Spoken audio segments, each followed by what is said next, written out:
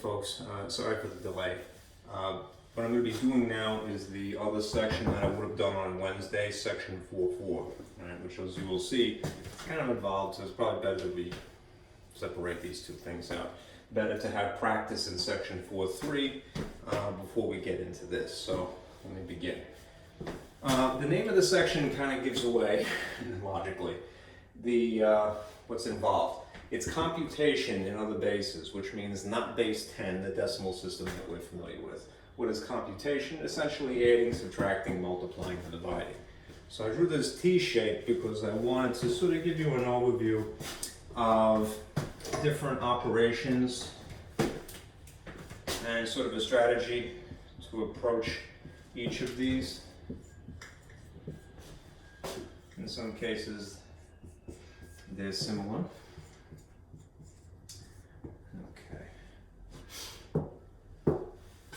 In the case of the operation of addition, right, like traditional math, base 10 math, right, you will at sometimes involve carrying. Use this up and open, this is a little bit better.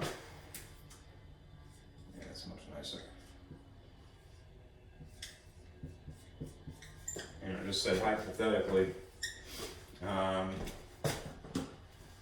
you had in traditional math something like this: 321 and 456 added.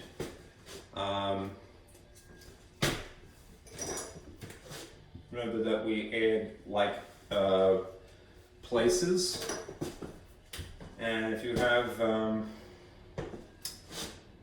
any sort of overhang, this is not going to work in this case. This is an example that actually would not be. Carrying is not going to happen because you're not going to get a double-digit number. Let me just complete this thought nonetheless. 1 plus 6 is 7, 2 plus 5 is 7, and 3 plus 4 is 7. So in a case like this, it's just kind of lucking out, not necessary to add a carry.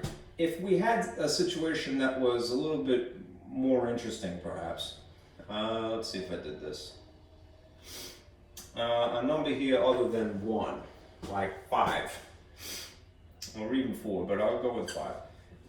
You know that when you add 5 and 6, you are going to exceed a single digit and stretch over into a 2-digit. So that's 1, and then you carry, right?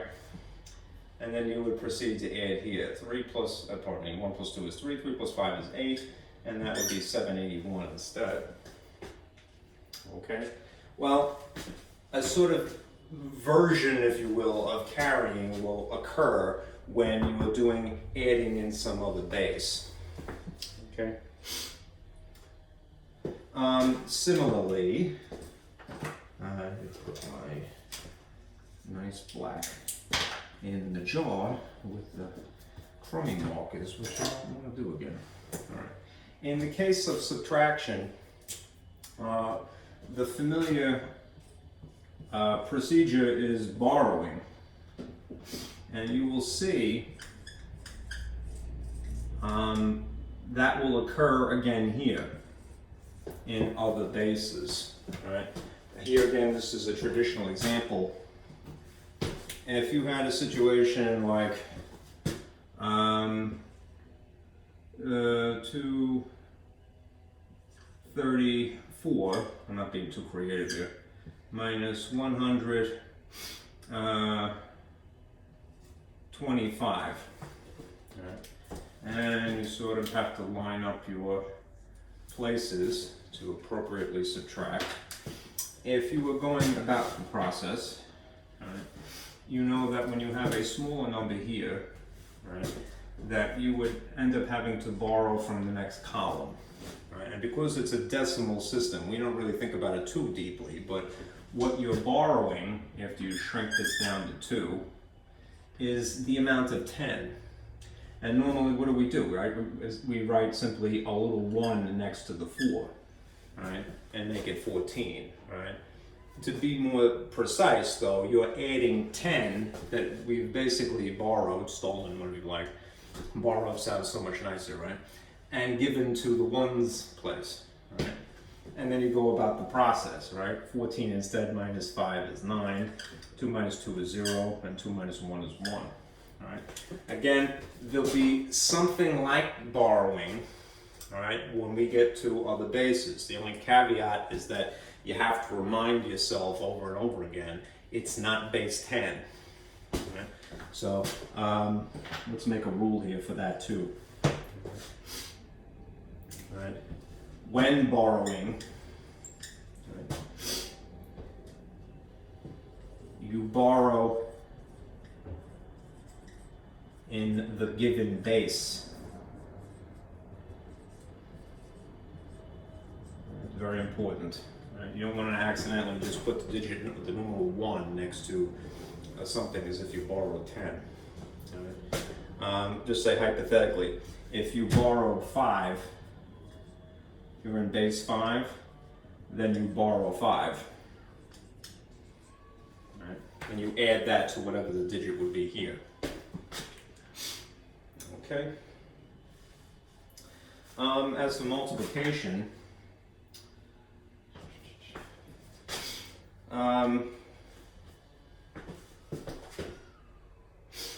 you're going to basically carry in a similar sense to addition, right? Remember that when you have a product, that's the result of multiplication, of 2 digits, right? You're going to record the right digit and carry the left.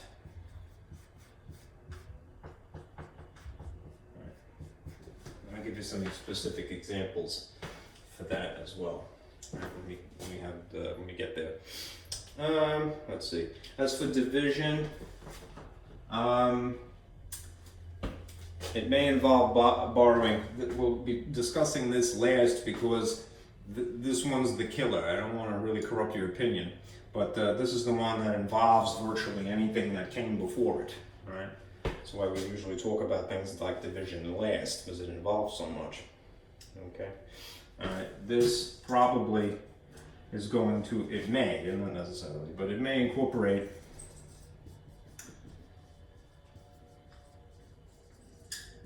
borrowing as well. Because you know that you subtract when you divide. Okay. Okay. So we're going to carry, we're going to borrow, and we might do that in tandem with the other operations as well. All right. Let's see. One thing I would do, make a habit of identifying the position values. So like, for example, if you're working in base 5, write out the powers of 5. Just so like put it as a heading, because you may end up needing that as a reference. Okay. Here's an overall strategy that you will use again and again. Sort of write this a rule on the top and try to leave it there, not erase it. All right. The easiest thing to do, unless you have a table that has some information prepared for you, and there is a handout, it's useful like 1 or 2 times in the examples. It's not that useful, sadly. The methodology that you're going to rely on is basically conversion. All right, so you're going to try to convert to base 10, more or less the normal system of a number. Then perform the operation, whatever it is, adding, subtracting, right? And then convert back.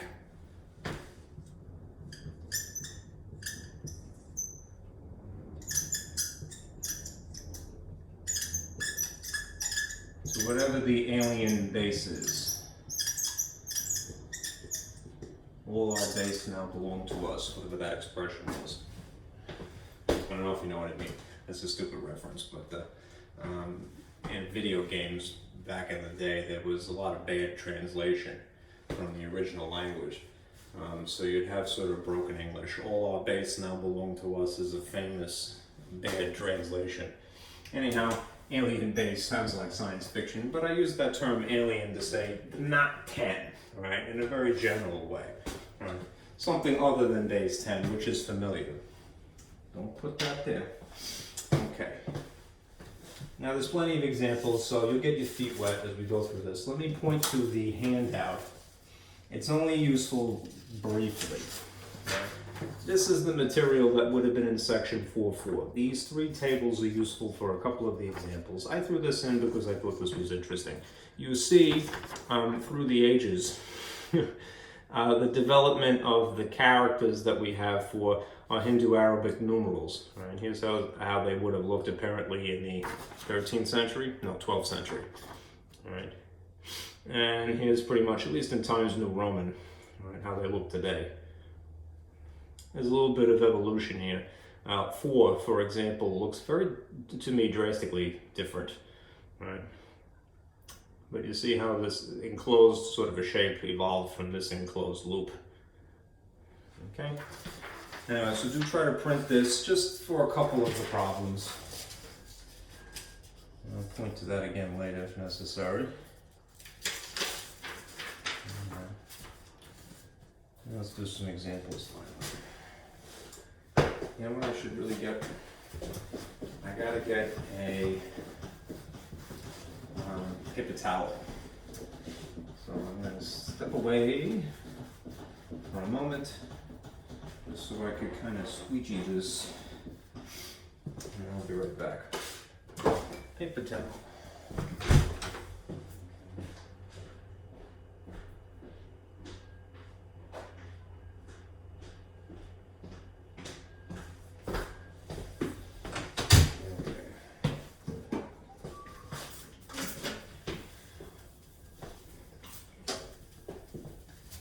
Some more rubbing alcohol too. It's been difficult because of the pandemic, even getting rubbing alcohol, right? I don't know if you've had that problem yourself, but at ShopRite, they only just got rubbing alcohol back after months. It's crazy. Even Lysol, very hard to come by. Okay.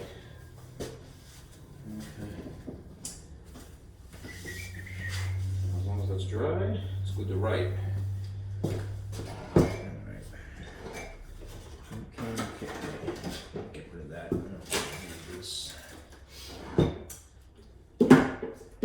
Stop me from using that, so good.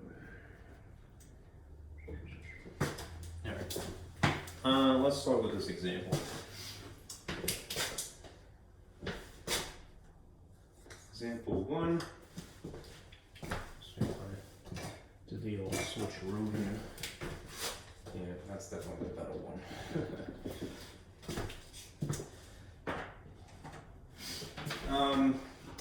Given two numbers in base 2, we're going to add. Right, and it'll look like this.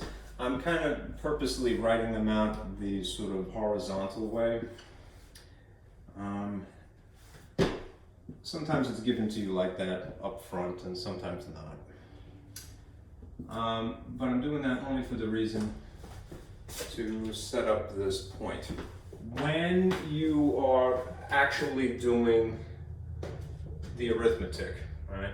You might like to do this on graph paper. I don't think the copy of graph paper that I have to simulate is necessarily going to be good because it's too small little squares. But I'll try to simulate it. The reason that I would recommend doing it, the arithmetic on graph paper, is because it would help you align and collimate the place values. Even if it is base 2, you nonetheless would have to strategically attempt to combine like places. So this is something like graph paper, right? It's sloppily drawn, but you get the point. Okay, so if this was written on the left side of the operation, technically that should be on top. So your digits 1, 1, 0, 1 would be here. and base 2. And then if this is on the right side of the operation, then you would have 1, 1, base 2 here. Like places will be combined, carry if you absolutely have to. The temptation, especially initially, is to go, well, 1 plus 1 is 2, right? And move on with your life, right? You have to convince yourself these subscripts, which indicate the system is base 2, are not going to give you the digit of 2 when you actually add. All right, how come? Because remember the character set for base 2. The character set is just 0 and 1. There is no numeral 2 in base 2, ironically. All right? So 1 plus 1 in the ordinary system is 2, but 1 plus 1 in binary is not. Right? It will be whatever it turns out to be. All right? So how do we go about figuring out what it is? All right? You could use a table. All right?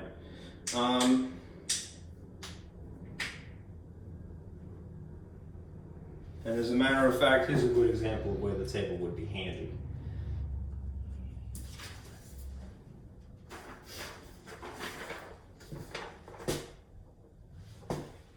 If you were to, you see this table here that says base 2 addition, all right? 1 combined with 1 would actually give you 0, 1, right? It's tempting to say 10, right? But resist that temptation. It's 1, it's 1, 0, or 0, 1. I'm reading it backwards. All right, you combine these two, that's the result, all right? Which means that what you're going to write down here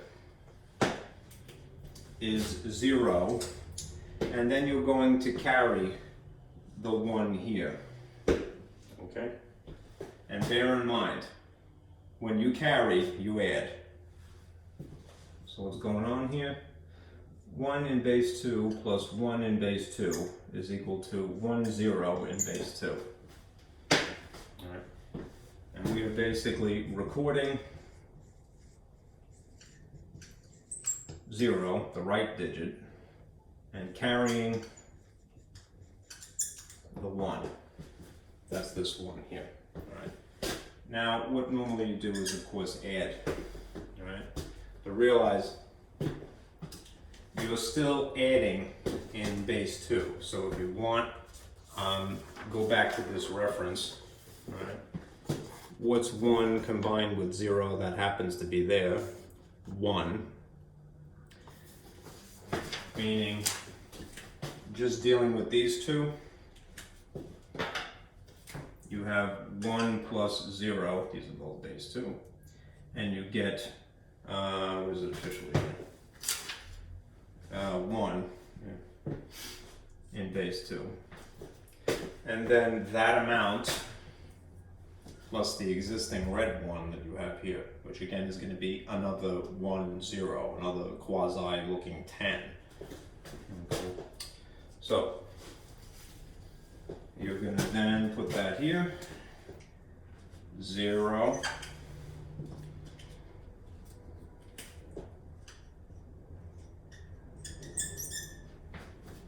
and carry the 1 again. Okay.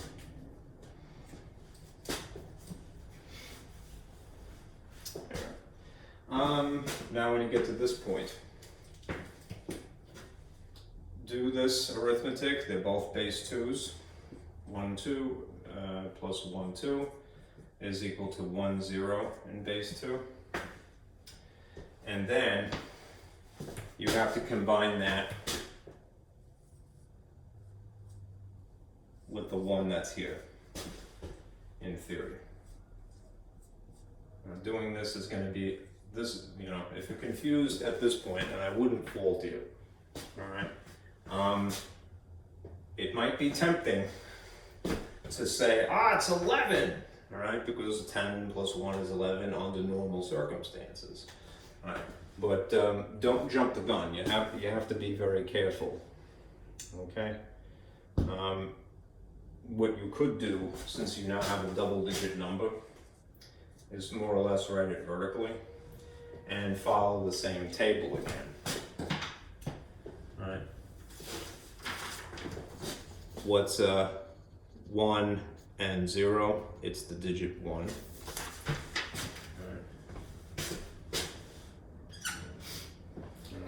And then there's nothing to combine this with, and there's no carrying. So it just coincidentally happens to be similar looking. But that's the key, that's the operative term there, coincidental. Right? And that's unfortunately what causes a lot of confusion, because occasionally you have things that look alike but they're not really the same thing. That's a good example of that. Okay. So what happens here is you carry that 1, and then you put the 1 that is from 11 here in base 2. This is the what we wrote. This is the work, if you will. And now you have the table to refer to once again. Not to beat a dead horse, but what's 1 plus 1? According to binary addition, it's 10. All right. At this point, when you're writing the outcome here, I technically would take up 2 spaces. So if I were a good sport, and again, if I were doing this on graph paper, I might make these a little bit neater. Because this is the end of the problem essentially at this point, right? When you're putting you're recording your answer here, the outcome from 1 and 1, right? And it's 1, 0.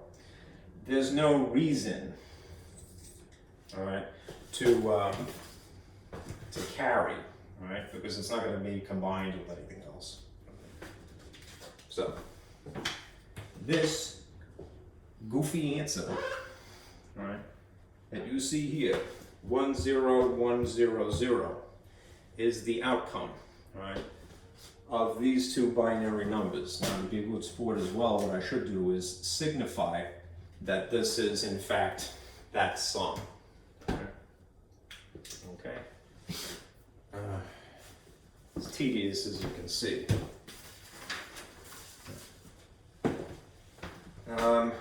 This problem and the next one is really just sort of getting acclimated to the tables that you have, all right? To get used to the fact that you're going to get some alien-looking answers, all right? And it's a little vexing for that reason. Again, I don't want to corrupt your opinion, but I do want to make sure that you understand I sympathize, all right? Just don't give up, all right? Because slowly but surely, it's going to make sense.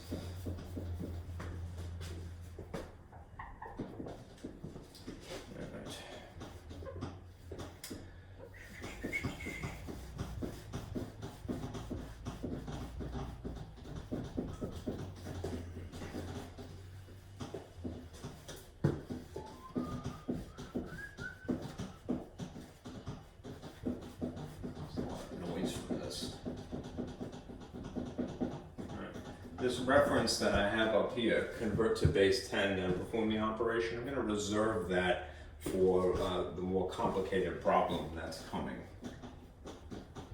Okay.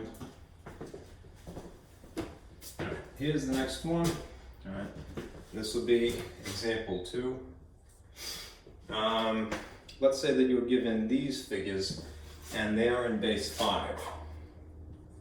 So what you'll see to start with is 3, 4 in base 5 plus 2, 3 in base 5. Right?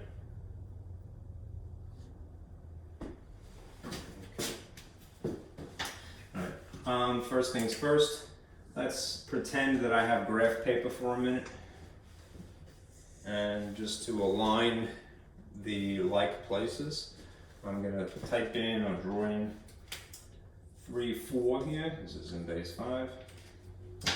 And 2, 3. I'll put immediately underneath it in base 5. And everything is locked up nicely. And if I need extra places, I'll continue. All right. Now, again, referring to this table for the 1 or 2 occasions where it's useful, all right, we are dealing with base 5. So again, if you're tasked with adding, and technically we are, that's the nature of this problem, right? Resist the temptation to go, it's 7, right? I know, especially after years of our brainwashing, right? Because we use the base 10 system, I'm gonna go, yes, it's 7, and that would be cool under ordinary circumstances, but that's not base 10, that's base 5. So for right now, just have a use for this table, all right? Go and either read the column, read the heading, all right? The row or the column headings, and connect these two, all right? So this table here that is for base 5 addition is appropriate. If you combine 4, that's in base 5, with 3 in base 5, you can see that there already is an example from the textbook. Circle the outcome. It is 12. All right. So we are going to put the 2 here in base 5, and again, carry the 1. All right. And we're going to combine these two just as we would, right? It's still base 5 arithmetic, so you could use the table, right, without, belaboring the point. Combine 3 with 1, and see that you get a digit of 4. All right? Just combining these two gives you 4 in base 5, which you will now combine with 2, which again, you could still use the table in order to get this outcome here. 4 combined with 2 should give you 11. All right? And since there's no extra digits here, right, you just have to sort of write it over into the next logical column. All right? So that means that 34 in base 5 plus 23 in base 5 is 112 in base 5. All right? A little bit clean at that time, right? On my part. All right? Okay. Using tables is helpful, right? The thing is that you can't possibly make a table for everything unless you spend a lot of time, preliminary work. Right? There's an infinite number of numbers, so it would really be an impossible task. It's futile. So let me try one more of these, and then we'll get to the hard one.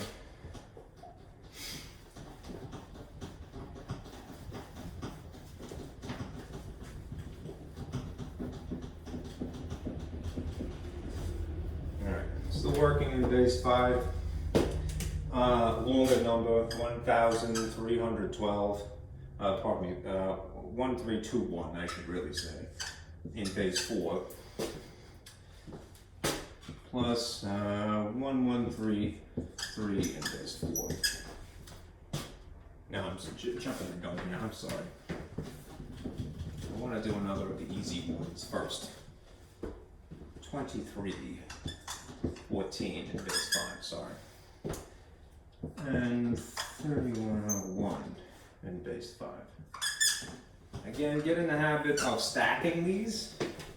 I still feel, personally, I would do something like this on graph paper, or at least try to simulate graph paper, just for the sake of collimating the things that are legally combinable, for lack of a better phrase. All right. So let's say that the top one, 2314,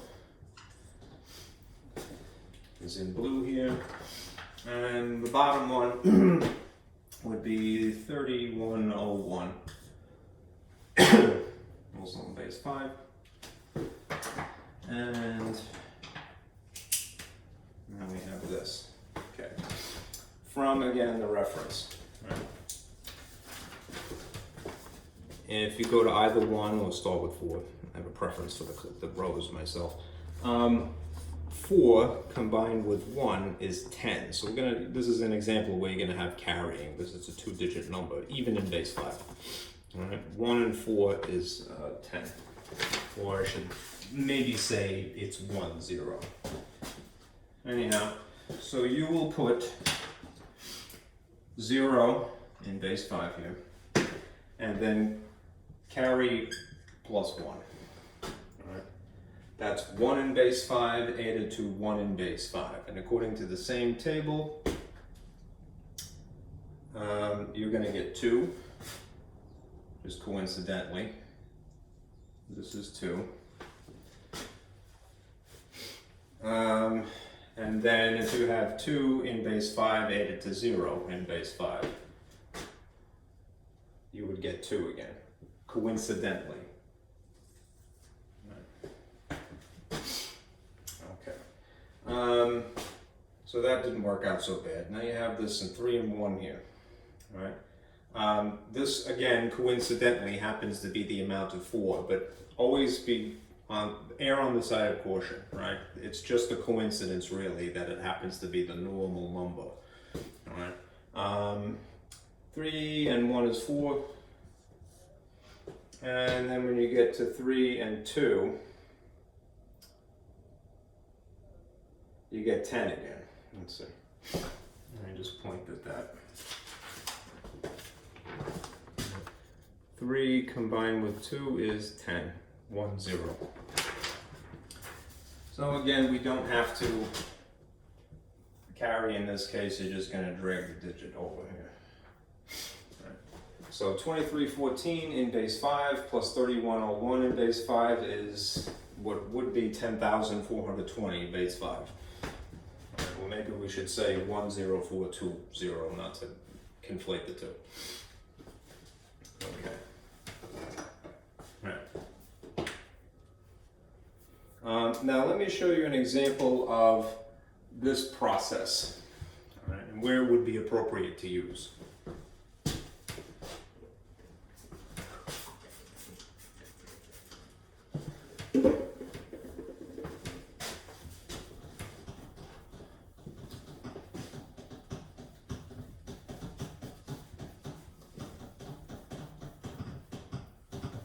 Making so much noise.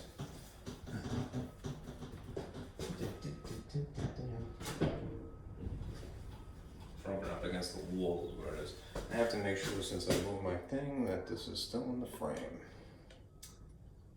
It looks like it's okay.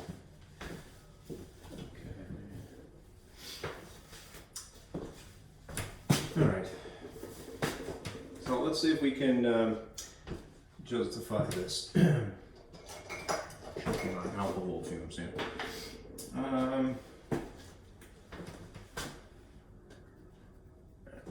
This is something of an alternative, right?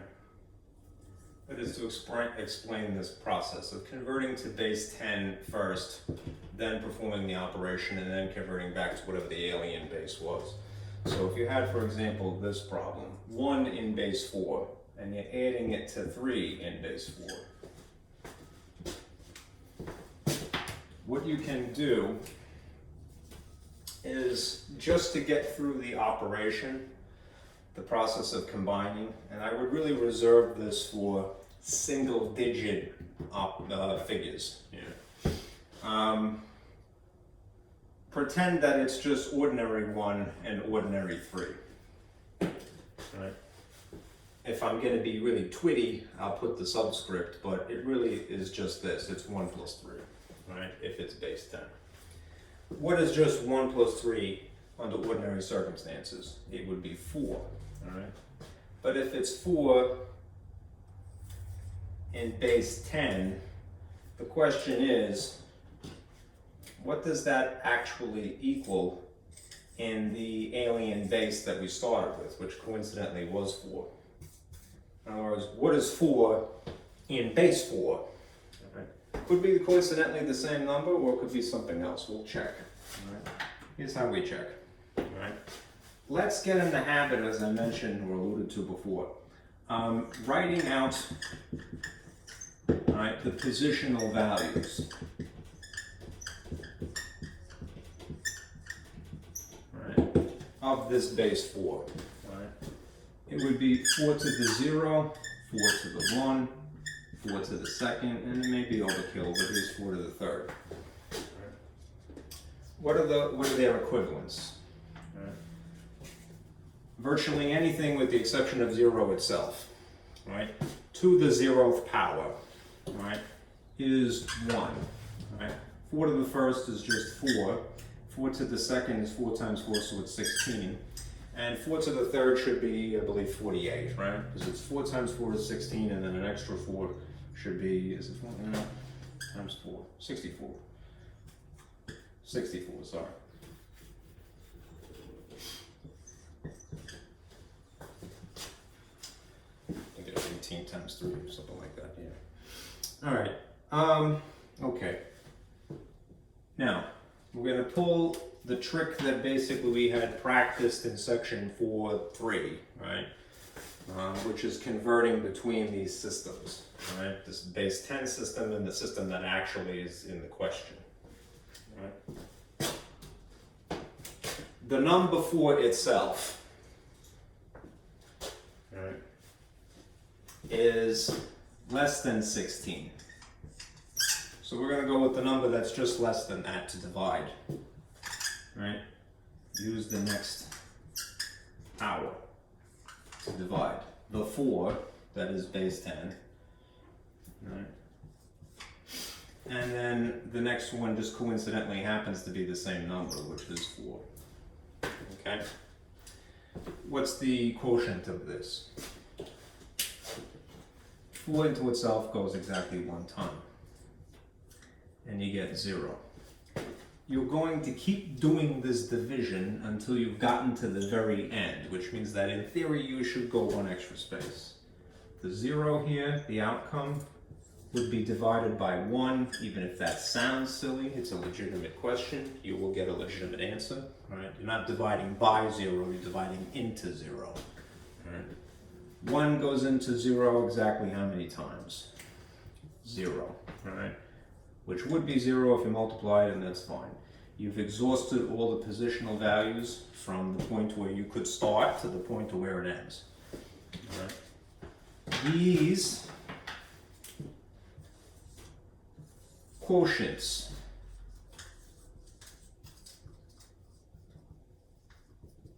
are the digits in base 4. So, what is, to answer this question, which is what we just did, what is the amount of regular ordinary 4 in base 4?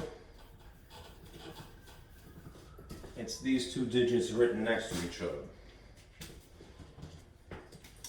It's 10, or 1, 0, in base 4. Yes, it coincidentally happens to be the same numbers kind of rearranged, right? But don't make a rule out of that, right? It's just a coincidence. Okay? Anyhow, this process of writing out the positional values for the sake of converting, for comparison's sake, and for dividing, to convert between one system and another system, you do a lot in this section, which is really why it was more appropriate, I feel, right, to say, you better get good at 4.3. All right, we'll just get practice in 4.3 before you do this 4.4 stuff. Okay? Better to go slow. Right. There's no shame in that. Okay. Again, reserve this process of converting for single-digit operations. I think you will get in trouble if you attempt to do it with larger quantities.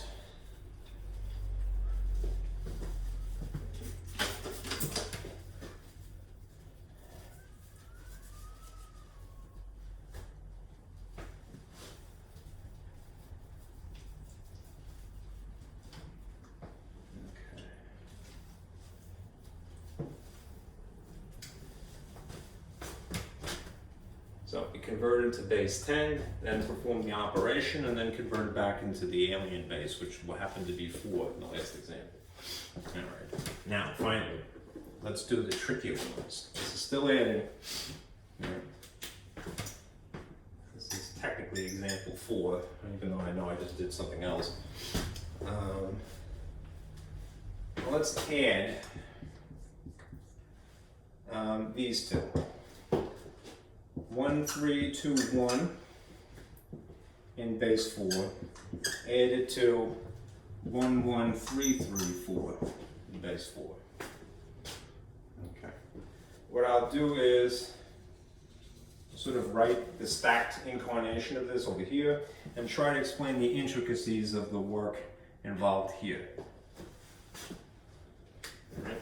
All right.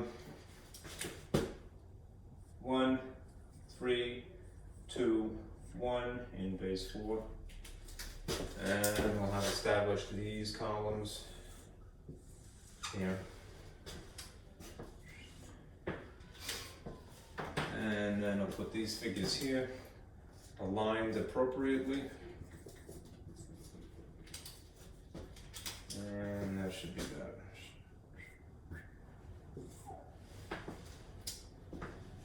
Just make sure I duplicated that correctly. Sometimes I invent a problem inadvertently. I don't want to do that. Okay. Now, I'm going to sort of put back what I had because I may need the reference. Alright. 4 to the third is 64. 4 to the second is 16. 4 to the first is 4. And 4 to the 0 is 1. Alright. Do we need anything beyond that? I think we can get away with just having that. Okay. We did one of these already. Right? We already know, just from the last problem, that 4 to the in base 10 happens to be 10 in base 4. Right? So let's kind of save that as a thought here. May not be that useful to us, but we'll see. Is this a better green? Not drastically better. It's getting a little dark in here. Let me put this light on here. Alright.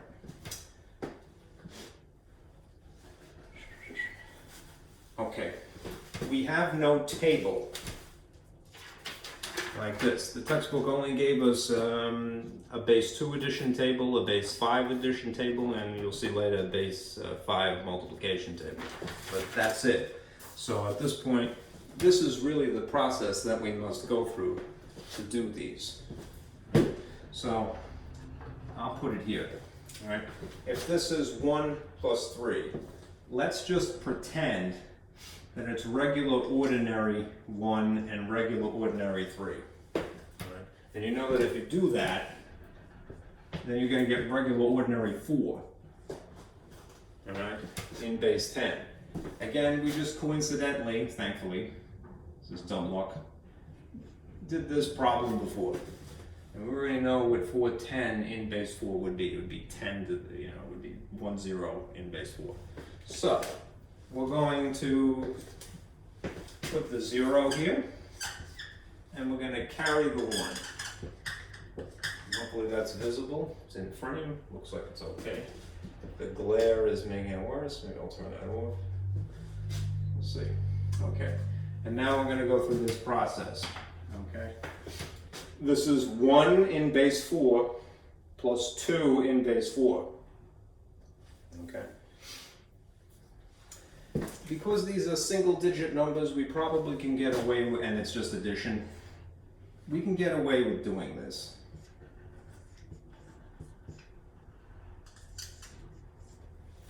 We're going to pretend that this is regular ordinary 1 added to regular ordinary 2, and then eventually we get regular ordinary 3 here. Right? And see what that works out to be. Right? They're all single digit numbers, and the outcome itself is going to be a single digit number. So 1 plus 2 is 3, 3 plus 3 is 10. 6. It would be 6 in base 10. Okay. Now, because we have something in 10, and we're really dealing with base 4, right? We're going to have to do a little bit more intricate work to figure out the digit that actually sits here. So, what does this equal in base 4? Right?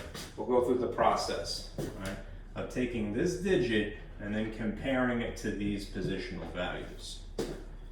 6 is less than 16, so we're going to divide by the next one, which is 4. 6 is less than 16, so we're going to divide 6 by the next one, which coincidentally is 4. 4 goes into 6 roughly 1 time, which is 4, and the difference is 2 in ordinary arithmetic. We're going to now divide 2 by the next position, which is 1. That's this 1 here, and then 1 goes into 2 exactly twice. We've gone all the way to the end of our list of powers here, and we have established that 60, pardon me, we have established that 6 in base 10 is really 12 in base 4. So that means that the digit 2 is going to go here, and then we're going to carry the 1 here. And we're going to maybe go through this process a couple of times. I unfortunately have very limited board space, so I'm reluctant to, but I really do have to erase this, just not to erase this. Okay, so I'll take a moment.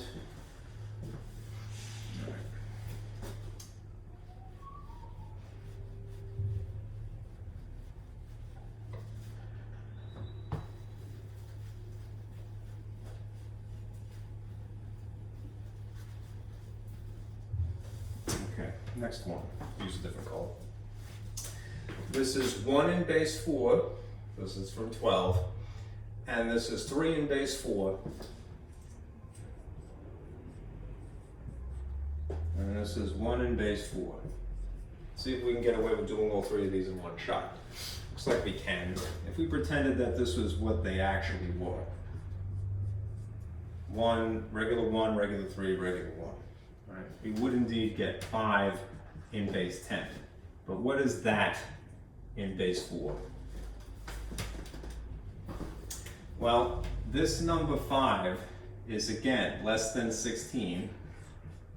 So we're going to divide by 4 again. That is the one that is just underneath it, the next one on the list. 4 goes into 5 roughly once, which is 4, and the difference is 1. And then just because we got to go all the way to the end, we're going to divide this 1 coincidentally by the power of the outcome of that. So 1 goes into 1 once, right, and then it terminates. These 2 digits in tandem are 1, 1 in base 4. That is to say, 5 in base 10 is expressed as the same quantity. Looks like 11 in base 4, right? Which makes sense because what have we already established? 6 and 10 was 12 in base 4, right? So it's technically 1 shorter. I would be careful about making any assumptions though. Right. So, 1 goes here, and then we carry the other 1 up here. Right. We may just have to do this one more time. I'll use a different color. This is 1 in base 4 plus 1 in base 4 plus 1 in base 4.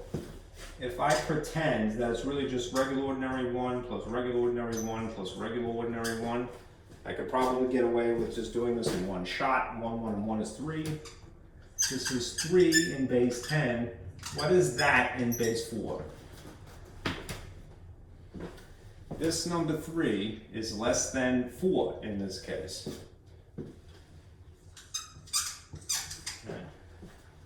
So I'm going to divide by just the number 1 here. We'll get it done in one step.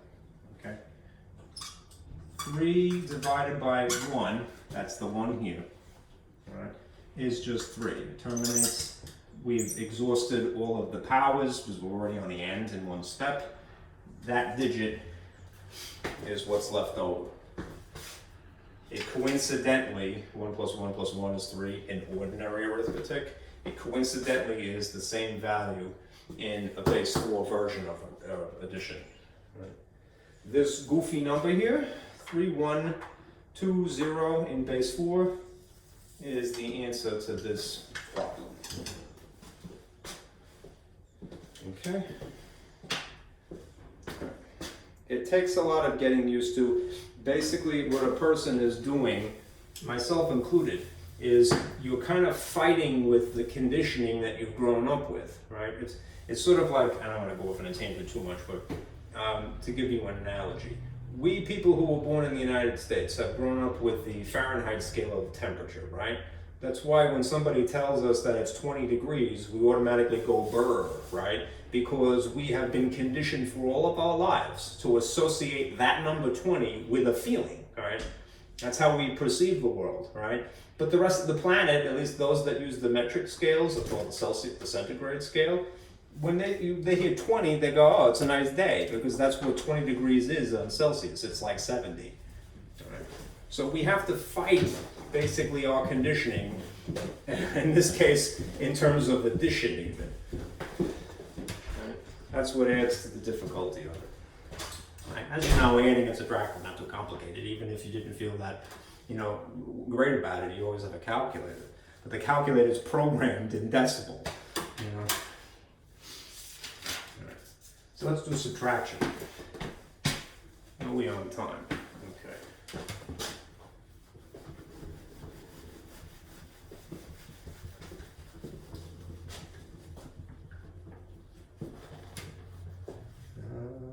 Fine.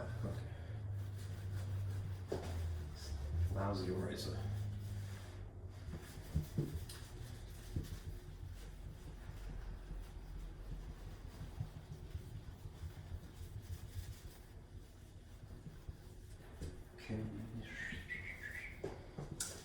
A little spritz here, just to make it a little bit cleaner.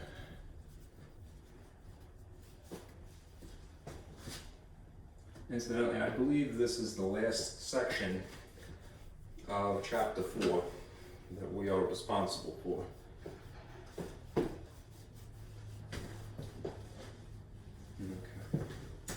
Okay. All right.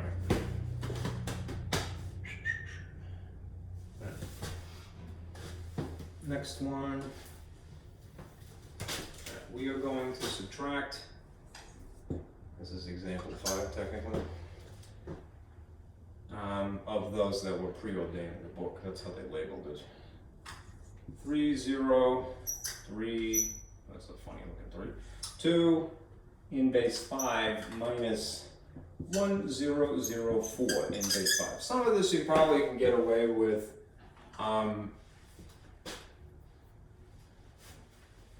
what you call it, using the table that is established, but it is subtraction overall, so I mean, like, you only, very, very limited. Where you borrow is basically the extent to which you could use the table for. I almost wouldn't bother. Anyhow, let me write this stacked and columnated.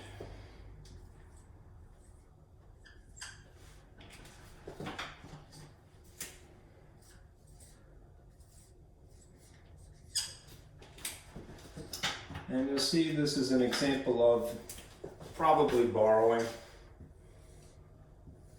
Let's see as we go through it.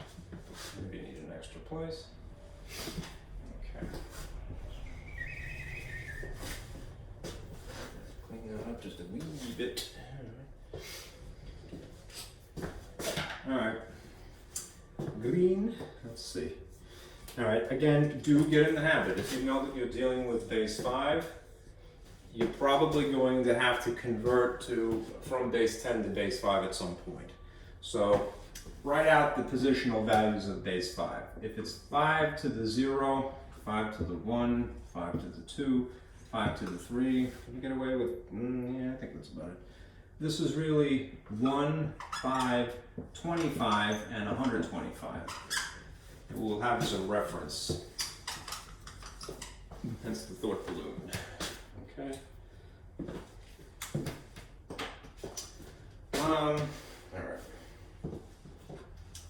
So, this is subtraction.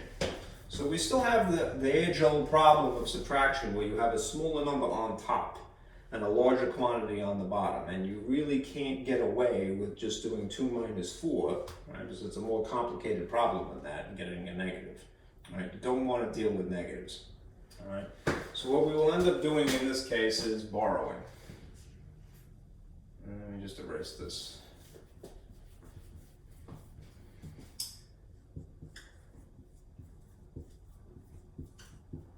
Just beware, you borrow in the base, in this case of 5. So you're not going to add 10, you're going to add 5. If I borrow from 3 here, yes, that's going to shrink this digit down to 2. But the number that is going to be added here is plus 5, all right? As opposed to just putting a numeral of 1 and calling it 12 instead is what I'm getting at. Okay? So this is what you're dealing with. It's 5 in base 5 plus 2 in base 5, and in theory I would have to do those things first. Minus 4 in base 5. Okay. If I pretend that this is the situation instead, just to get through this, it's going to be fine. All right. What's 5 plus 2 under ordinary circumstances? 7. Right? What's 7 minus 4? It would be 3, right? Just in base 10 though. Because we're going to have to, do this in base 5, I need to convert. That's why this reference is here. So let's see what this is in base 5. Okay? The number 3 here is less than the number 5. So what I'm going to do is divide by the next lowest. 3 divided by 1, which is cool because then I don't have to go through a slew of these, just one digit. 1 goes into 3 exactly 3 times, it terminates, right? And we're in the last place value. So that means that this is coincidentally the same digit. Just coincidentally. So it's okay to put a 3 here. Okay, and I don't have to do anything else. Now I'm just going to go through the process again. I have this reduced figure here is really 2 in base 5 minus 0. All right. If you had a 0 here, I believe you could just get away with doing this. And you have a 2. If you want to verify, right, it would be 2 in 10, right? 2 in 10 is equal to what in base 5? Well, if 3 in base 10 is 3 in base 5, probably it's going to be a 2 as well here. Right? But here's the proof of that. 2 is less than 5. You would have to divide by 1, and indeed you would get 2. So 2 in 10 is 2 in 5. Right? There was that older rule established from a while ago. I don't want to beat a dead horse, but maybe it warrants repeating. I had stated this from the last section. If the number is a digit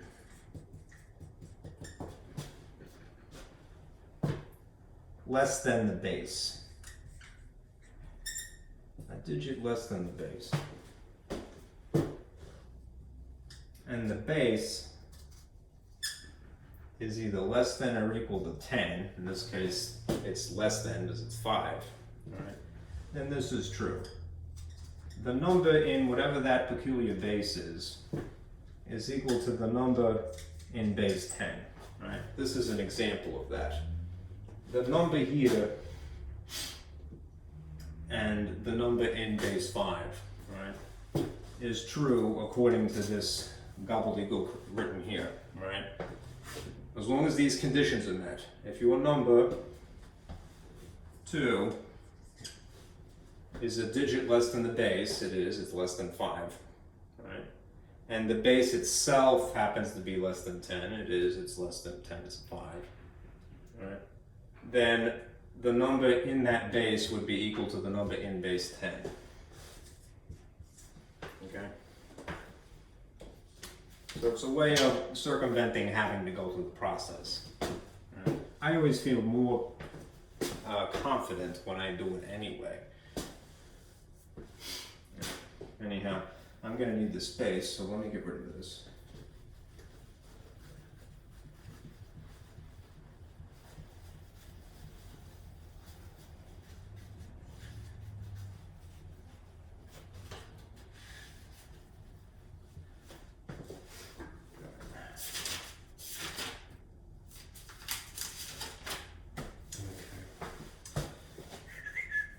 So we got 2, 3, we're still in base 5, 0 and 0. All right, it's just going to be 0 for the same reason. All right. All right, as 2 is 2, then 3 is 3. And then you have this. 3 in base 5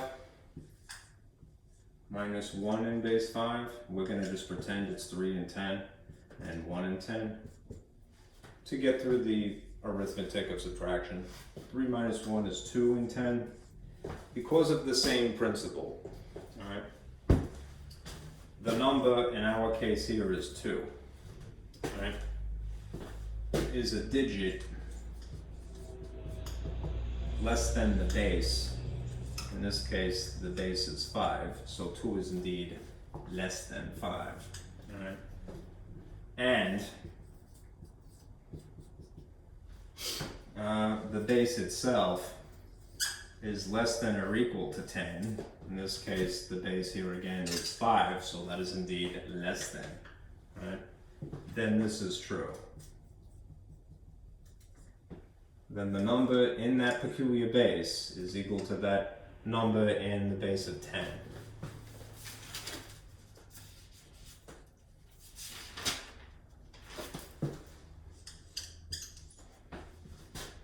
So just to fill this in, our number is 2. All right. Our number is 2. It's in 10. It's going to be in 5 as well. All right. The bottom line is that the digit here is 2. Okay.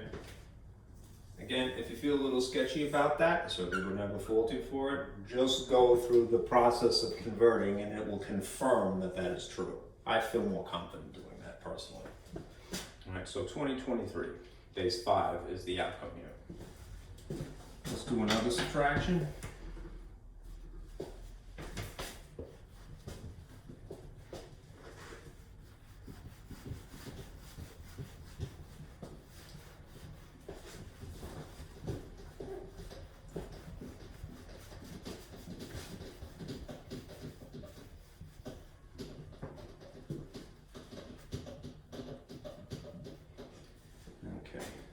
The next one is going to be base 12, so I'm going to erase this.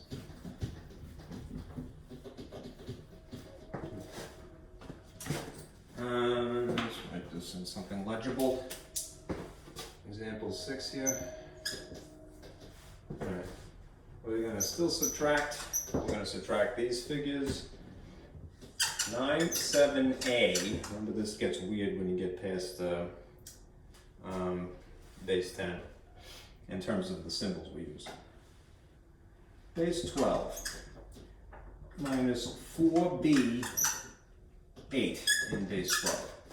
Here's some background information just to remind you. Base 12, which is what this is signifying here in subscript, right? Is it kind of faint? Looks like it's legible. Otherwise known as duodecimal. If you want to be nerdy. Alright. Duodecimal. Alright. The character set would look like this, right? Because we basically need to not have double-digit numbers, they replace those with capital letters. So the character set would look like this. Everything starts with 0. 1, 2, 3, 4, 5, 6, 7, 8, 9. And then when you get up to what would be 10, you use capital A, and then B. Comma, comma, comma, comma, comma, comma, comma, comma, chameleon. Okay. Okay. What does A represent? It really represents 10, and B really represents 11. We'll have to do some kind of translating after the fact. All right. But that's what the character set would look like, and that's why you see them in the problem. Okay. So let me stack these. Single digits 7, A, sitting on top of 4, B, and 8. This is in 12, this is in 12, and this is that. And there's an 800 number. I don't think I want to answer that. I'm sorry, I really shouldn't be leaving my phone on like that. I'm still kind of waiting for phone calls back from social services, so it has been a week-long process. 800 number, huh? If they leave a message, I might just listen to it, and then you will hear me get cursed out by my credit cards. I hope not. How embarrassing. Yeah, at this point, nothing is embarrassing anymore, but not in Corona World 2020. All right, I'm teaching from my stairwell here, so I have no shame. I'm sorry to tell you, I have no shame. Well, they didn't leave a message yet. Okay. I should have a higher standard, but they don't pay me for that. You know, in fact, they haven't paid me yet. Enough griping. Focus. Okay. If I write this out the way we see it here, all right, it's A in base 12 minus 8 in base 12. Again, for the process of converting to base, to do the arithmetic, we're going to convert to base 10. We're going to pretend that this is, well, what's A in base 12 to begin with? It really is 10. So I'm going to go, it's 10, all right? And 8 is still itself.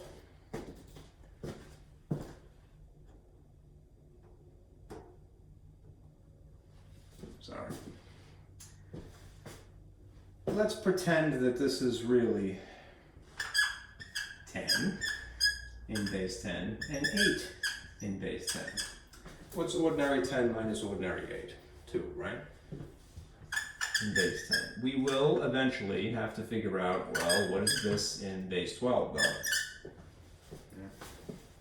So we go through the process of writing out the powers, which I'm going to write here as a reference just underneath the character set reference here.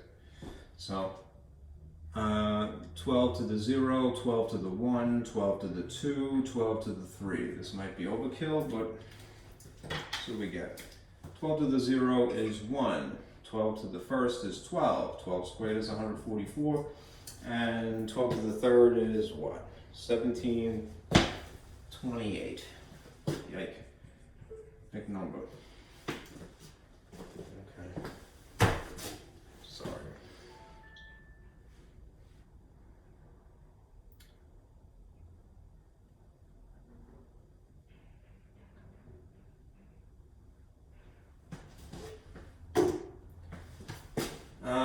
Let's see.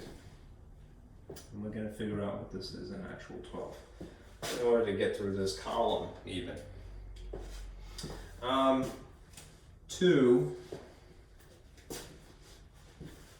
is less than 12. So we're going to divide by the next one over, which would be 1, which is 2. This is another example of the number is a single digit that is,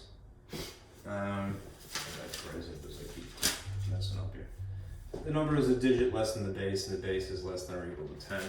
So this is coincidentally the same thing. Okay. So we have a 2 here and a 12 here. All right. No borrowing took place in this case. Okay. When we get to this problem, borrowing is going to probably have to occur. All right. Here's why. All right. If this is what's going on here, 7 base 12 minus b in base 12. And b is really which number? 11. Then if we attempted to subtract, right, even in ordinary base 10 arithmetic, we'd get into some trouble because we'd have a negative, all right? And we're not dealing with negatives, it's bad enough as it is. So what we're gonna have to do in this case is borrow. Borrow from the next column over. That will reduce this to, intuitively, just one number lower, which is 9. Pardon me, from 9 becomes 8. Remember, when you borrow in the base. So if the base is 12, it's 12 that you're adding to 7 first. Right. This is dying on me here. So this is going to be really 12 plus 7 minus 8. B, rather. Which is really 11. Okay? Do the addition first. And again, we're pretending to get through this, that these are all regular decimals. So regular 12 plus regular 7, right, is 19. 19 minus 11 is what? 8, right? So it's 8 in 10. This will be the same situation, all right, where the number is a digit that's less than the base. Well, no, actually, I gotta be careful when I say that, because in this case, the base, all right, is 12, though, right? So I can't just assume that. Good thing that I checked, all right, before. All right. Let's see. 8 is still less than 12. So I'm still going to have this situation. That's this 12 here. Then I'm going to have to divide by 1. Right? So 1 into 8 is just 8. Right? This is 8 and 12.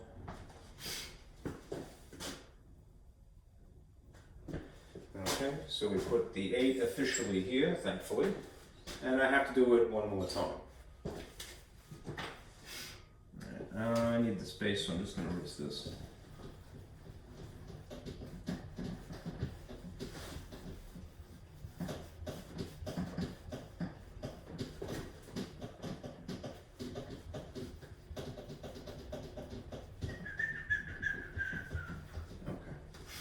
One more of these. All right. 8 that is left over from borrowing, I'm going to pretend is base 10 minus 4 in base 10, and that's just 4. 4 in base 10, we'll just check what it is in 12. Alright, it's probably going to be okay, but better safe than sorry. This digit 4 is less than 12, so we would end up dividing by 4. Dividing by 1, the lower power, and it is indeed 4. Okay, so this is 4 in base 12 as well. This figure, 482 in base 12, would be the correct answer.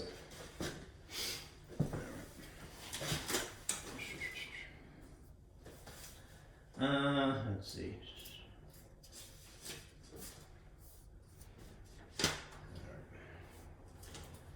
I'll do multiplication now. And I'll do division after that. Okay. Let's see. We'll go for time.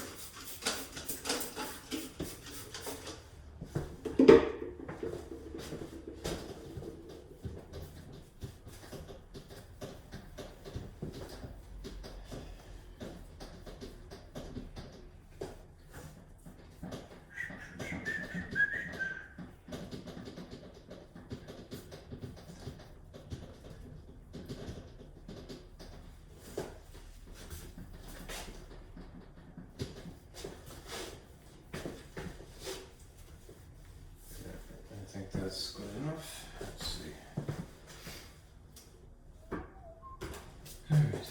Alright. Next one. Okay. For multiplication, remember you're going to record the right digit if you have to carry, and then carry the left digit. For a couple of these earlier examples, you don't really have to worry too much. Let's see.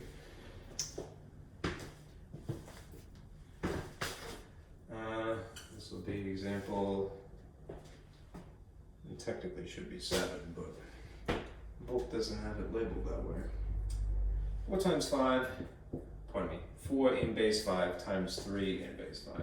There's a table, alright, this is the last of the tables, and probably the last time it'll be useful. Alright, where you have, it goes up to 4, alright, and you have it over here.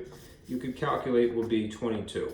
4 in base 5 times 3 in base 5 is going to be 22 in base 5.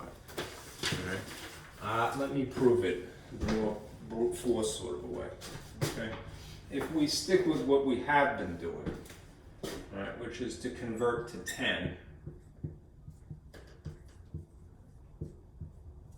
alright, then perform the operation, and then convert back to the alien base. We should get what is predicted by the table, 22 in base 5, right? Not 12, right? But if we pull our trick, which is to say, well, let's pretend it's regular ordinary 4, and this is regular ordinary 3, and if you multiply these two things, that 4 times 3 would indeed be 12 in base 10. We could predict what it would be in base 5. Okay. As long as we have some kind of a reference. All right. I'm going to list the powers of 5. 5 to the 0, 5 to the first, 5 to the second, 5 to the third. I maybe need another, but we'll see later. 5 to the 0 is 1, 5 to the first is 5, 25, and 125. This figure here, 12, is less than 25. So we are going to divide by starting with 5 here, the next less one. So 12 divided by 5. How many 5s can you squeeze into 25? Roughly 2, right? Which is 10, and the difference is 2. That remainder you will now divide by the next power, which is, the outcome here is 1. 1 goes into 2 exactly twice, terminates. These digits in tandem are what the number 12 would be in base 5. So it's legit, the table is correct. I should also write and publish that if it was incorrect. All right. Let's do another.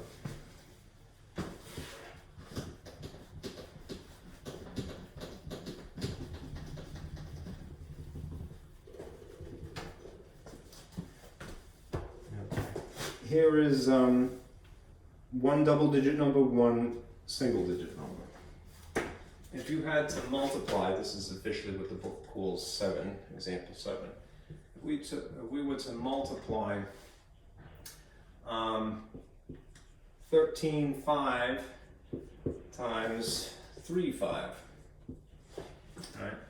Because you're dealing with a double-digit number, right?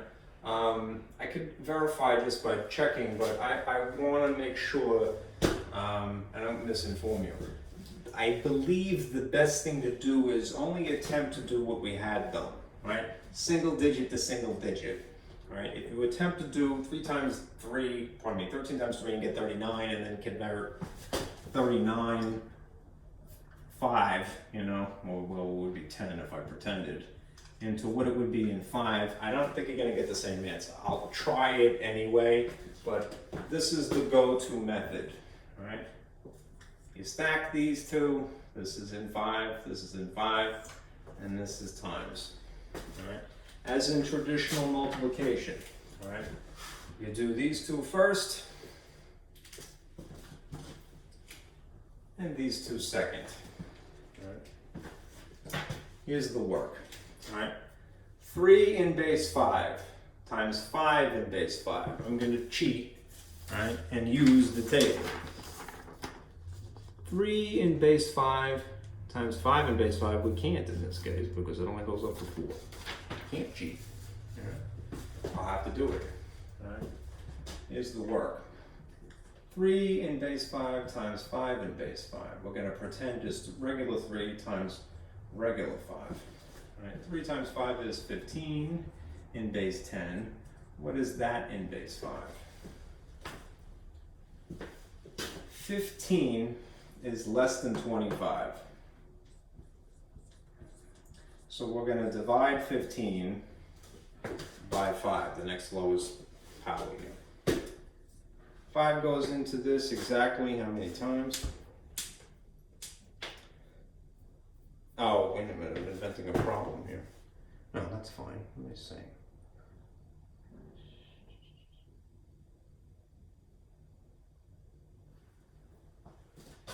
I invented a problem. Yeah, I'm sorry. This is a 3, this is a 3. Schmo 3. Alright, then I can get away with using the table, sorry. Okay. I always invent problems. Life is complicated enough as it is without inventing them. Alright, anyhow. I'll cheat happily in this case. Here's 3, and here's 3. 3 times 3 in base 5 is 14, apparently. Okay, so if this is the case, 3 in base 5 times 3 in base 5 is 14 in base 5. According to that table, you record the right digit, which is the 4 here, and you carry the left digit, which is 1. So you have a 1 here. Remember, when you carry, you have to add at some point. You should do the multiplication before you add, though. So the next step, and I'll put this in red just to distinguish it, is this 1 times this 3. 1 in base 5 times 3 in base 5. We're going to do that first, all right? And then we're going to add 1 in base 5. That's this 1 sitting here. Okay, according to the table again, the 2 times I can get away with using it. 1 in base 5 times 3 in base 5 is 3, coincidentally, right?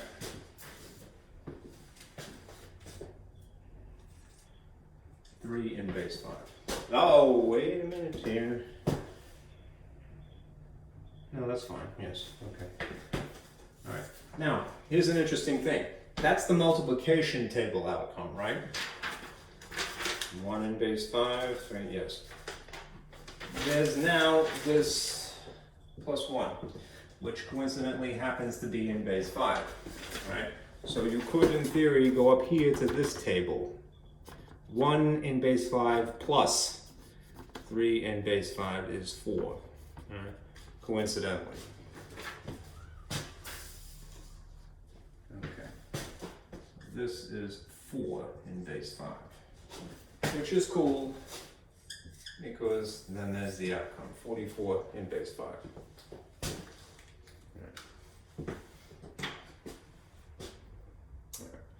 Let's do a double digit times a double digit.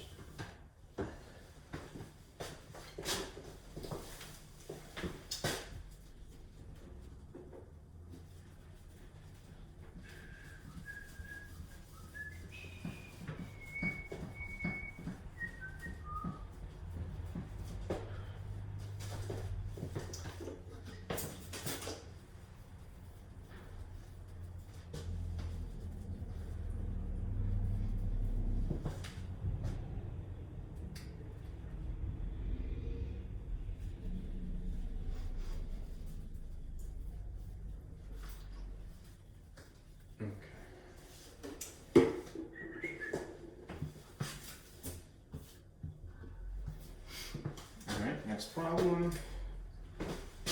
All right, suppose we had, I'll just, for the sake of time, just write this out correctly. 43 and 7 times 25 and 7.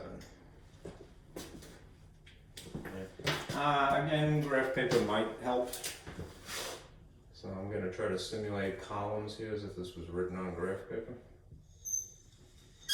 Might be overkill, but it might be helpful too. So we'll see. You know that eventually when you do multiplication by hand, eventually you're going to have to add at some point. All right, for a double digit times double digit and above.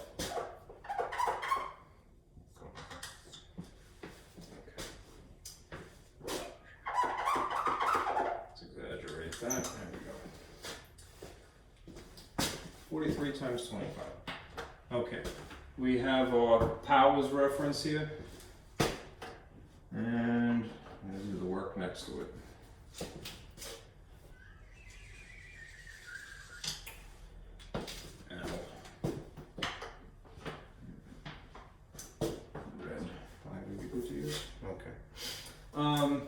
We have no reference, right? There's no reference table for base 7. So we're really going to have to pull the tricks that we have been working on converting first. All right. If this is 3 times 5 in base 7, let's just pretend it's 3 times 10 and 5 times 10.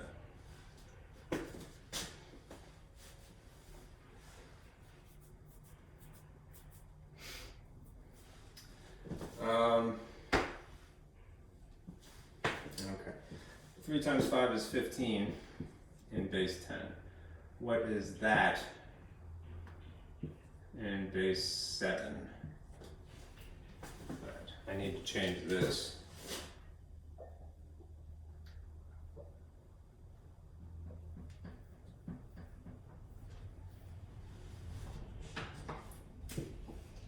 Seven,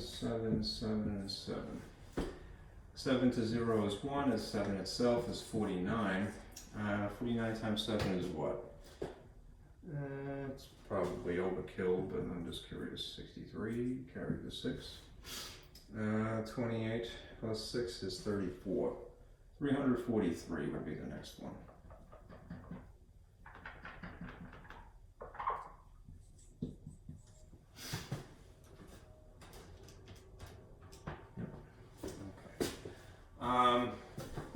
There's a little foot balloon. All right, 15 in base 10. What is that in base 7? The number 15 is less than 49.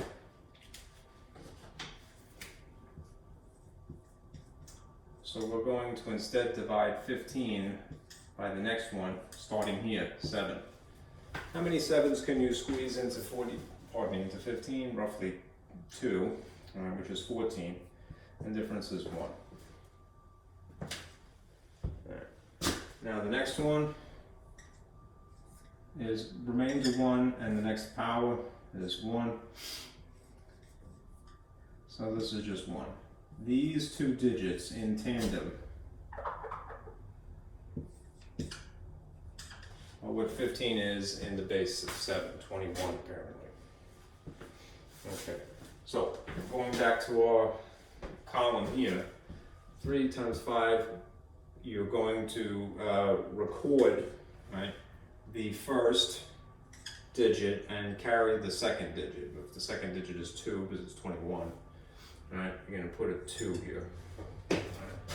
Just remember, right, as you're doing this one now,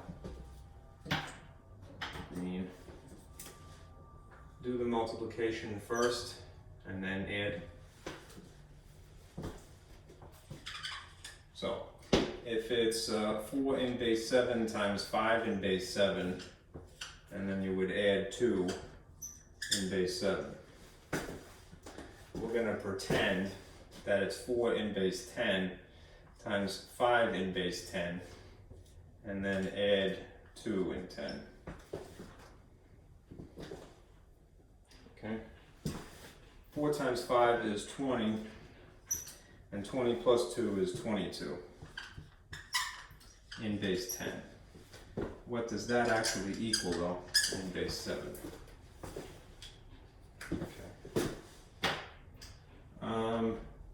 This value of 22 compared to our reference is once again less than 49. So if 22 is less than the power 7 squared 49. Then we're going to start here again. I'm going to do the next one, which is 22 divided by 7. 7 goes into 22 roughly 3 times, which is 21, and the difference is 1. Save that quotient. This is going to be 1 divided by 1, coincidentally the same digit, and you get 1. And you would have this number, 31 is what 22 is in base 7. Okay. There's no extra digits here, so we're just going to carry this to the next column like so. 31, and then a 1 in base 7. Okay. Remember when you're doing multiplication by hand, right?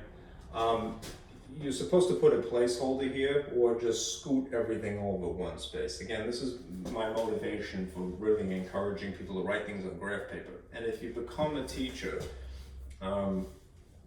they never do this for some reason. You know how like they give kids notebook paper like this when they're teaching them how to make letters, like so? I strongly feel that people who teach math, and they're the same people largely in K through 8, right? Or at least K through 6 or 5, they should teach children how to write on graph paper, even if it seems crazy and anal-retentive, because the neatness when you're trying to perform a calculation helps, right? Especially if you have to do something by hand. There's arithmetic by hand. So graph paper is our friend, right? Anyhow, we're leaving out this space, and you can put an X here if you like, all right? Or a circle, no smoking. And then remember to scoot over to the next space when you're filling in the columns here, okay? All right. We're now going to do this. I wish I had different color markers, but we've exhausted 5, we're gonna now do 2. This will write a little bit nicer. 2 in base 7 times 3 in base 7. Right? We're just going to pretend is really 2 in 10 times 3 in 10. Right? Which is naturally 6 in 10. What is that though in base 7? We have to go through the same process again. This 6, right, is more appropriately, I'll put it over here, less than 7, right? So we're going to scoot over to the next power, right? We're going to just divide this by 6, divide by 1 rather, which is 6 itself, terminates, and we've gone in this last power, so there's nothing else to do. 6 in base 10 is 6 in base 7, right? That rule that we have established, if the number is less than the base, 6 is less than 7 is the base, and the base itself is either less than or equal to 10, and it just coincidentally happens to be that condition as well, right? Then these relationships will exist. How it looks normally is how it looks in 7. So, let's see.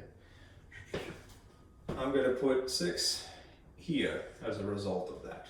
There's no need to carry because it was just a single digit number the way that it worked out, right? But I do have to do these two in tandem now.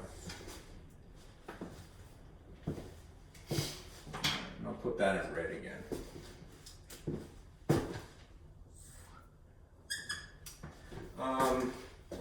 4 in base 7 times 2 in base 7. We're just pretending there's 4 in base 10 times 2 in base 10. Right? And 4 times 2 is naturally 8 in base 10, but what is that in base 7? Right? Is it going to work out the way that we hope it does? No, not exactly. Okay. This figure 8, right, is not less than 7, it's less than 49. So we're going to divide by 7, the next one over. We're starting here now. 7 goes into 8 once, which is 7. Difference is 1. Save that digit. and then we divide the remainder by the next power. So 1 divided by 1 is 1 coincidentally, and it terminates. The number 8 in base 10 is the number 11, or 1, 1 at least, in base 7 apparently. Okay, so since there's no extra digits to compensate for here, we're just going to carry this over to here, the next space. Again, graph paper is our friend. Right? The anal retentive drawing here helps. Right? Bear in mind, even in spite of all this work, which is correct, all right, we still have to add now. Right? So it's rather tedious, right? Not to talk you out of it. Since this column is really empty, you don't have to worry about it. You just drag this down and you already have part of the answer. First digit is 1 in base 7. Right? When you do these two, right, the arithmetic though is 1 in base 7 and 6 in base 7. Right? I think you can get away with using our rule in that case. Let's see. Perhaps, let me see.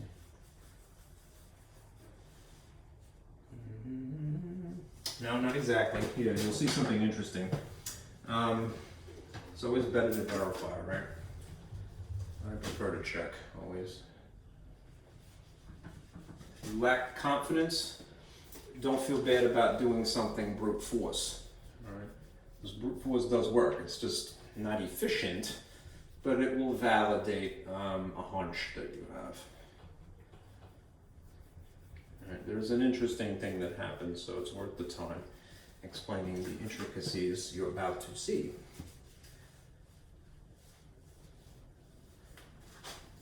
Are we on time?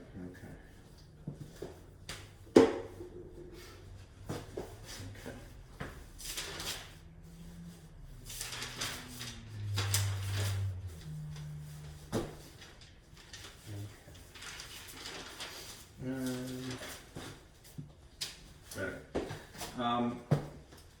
We have here these two.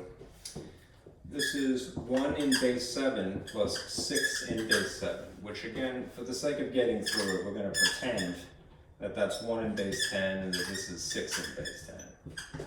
Ordinary 1 and ordinary 6 definitely are ordinary 7 in base 10. Right? But what is this in base 7? Well, we'll verify. In this case, look what we have here. We have the digit 7, right? 7 goes, if you feel comfortable with saying that, well, if it's matching this number here, just go ahead and use it. But you could just stick with what we have and get the same answer. 7 is indeed less than 49, right? So you would divide by the next lowest, which just coincidentally happens to be the same digit. What's 7 divided by 7? 1, right? And then you get a 0. But don't stop here, right? It might be tempting. You gotta go all the way to the last power, right? So you're gonna take this remainder, even if it seems silly, right? And divide by the power here, so you have 1. 1 goes into 0, 0 times. It's these two digits that you see here, the quotient here and the quotient here. That is the answer. 7 in base 10 is coincidentally similar digits. 10 in base 7. Okay, so we are going to put a 0 here and carry the 1. Yippee. Okay. That means this next thing is the one that we carried. 1 in base 7 plus 3 in base 7 plus 1 in base 7. And again, for the sake of getting through it, we pretend that these are base 10s. Parentheses, since it's addition strictly, it really doesn't matter. Right. 1 plus 3 plus 1 is 5 in base 10. What is that in base 7? It's going to be coincidentally 5, right? Here's the proof of that. 5 is less than 7, so you would end up having to divide by the next one over, which is just 1, and it would be in fact 5 anyway. 5 base 10 is equivalent to 5 base 7. So you could put the digit here, squeak that in here, and then you have a situation where you kind of luck out again. There's a void here. So you just drag this down, and it's 1. 1, 5, 0, 1, base 7 is the product of these two. It's tedious, right? As much as it is tedious, though, it's okay to get frustrated, but just stick it through. I swear to you that there's an answer, and the more that you do this, the more it makes sense. Right? This is true with all activities. Right? More experience equals greater clarity. All right. Let me try to squeak in a division problem here, which is arguably the most involved. And then we'll stop.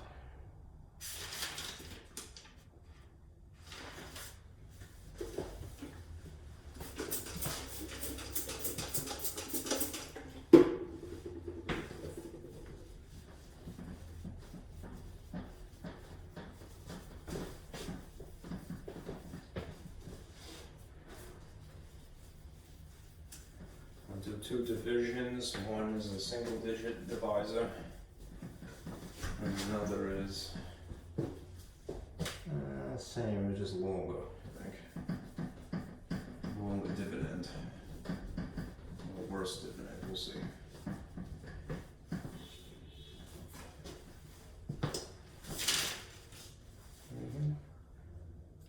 Sure.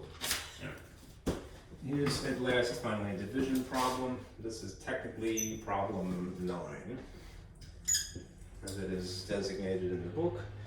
If we were given this to divide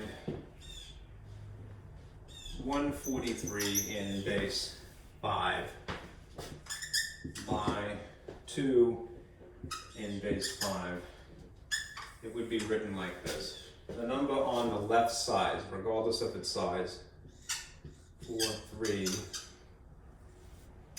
would be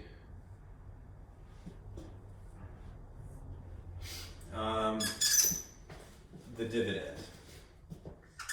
Number on the left is the dividend, meaning it goes into the box here. All right? And 2 base 5 is on the outside. Okay, that's clearly written. I think it's okay, right? Okay, you could, if you want to, employ some of the information from the multiplication table for base 5, just because it coincidentally is base 5. That might save time.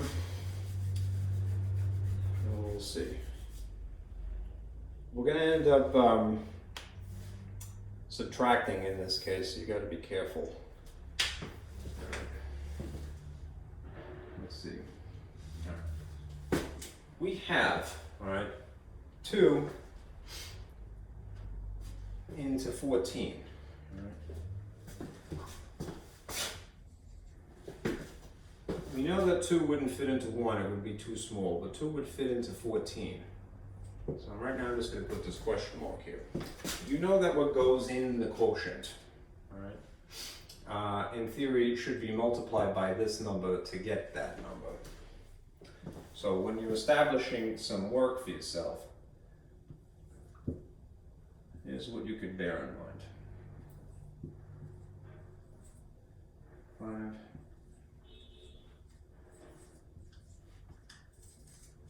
5. Something at the table. According to the table, 2 times, if this question mark here were in fact the same number, 2 times 1 in base 5 would be 2, right? In base 5. similarly, 2 in base 5 times 2 in base 5 would be 4 in base 5. Alright. 2 times 3 in base 5 would be 11, apparently. And 2 times 4 in base 5 would be 13, it looks like. Again, where am I getting this information from? The table. That's here. Alright. Why am I using multiplication when it's a division problem? Because the figure that would be here would, in theory, have to be multiplied by the divisor to produce the thing you're subtracting by. Right? 2, 4, 11, 13. Yes. Okay, so what's the closest that we can get without overshooting it? 2 times 4 is 13. It's just shy of the number here. So we're going to put a 4 here in base 5. All right, and the figure that goes here is 13. This is still in base 5, that's still in base 5. I hate the subscripts, but unfortunately you kind of need them for the sake of clarity. It's just that they get messy. All right, ironically. The reason that I'm putting them here is because the temptation, again, right, innocently would be like, oh, well, 14 minus 13 is 1. It might be coincidentally, but you really do have to check, all right? All right. All right. What's going on here? This is subtraction, right, in base 5 though, so do check. Be careful. Right. If it coincidentally is 1, great. If it's not, then it is what it is. All right. So you do it single digit minus single digit. 4 in base 5 minus 3 in base 5. We're going to pretend it's 4 in base 10 minus 3 in base 10. All right. Which is just naturally 1 in base 10. All right. The base 5s are 5 to the 0, 5 to the 1, 5 to the 2, that's 25, 5 and 1. This number 1 is exactly equal to 1. Well, you could say it's less than 5 just to get through the process. So you would have to divide by, not that one, but the next one over. Divide by 1 and you get 1. It's an example of, how to phrase it, if the number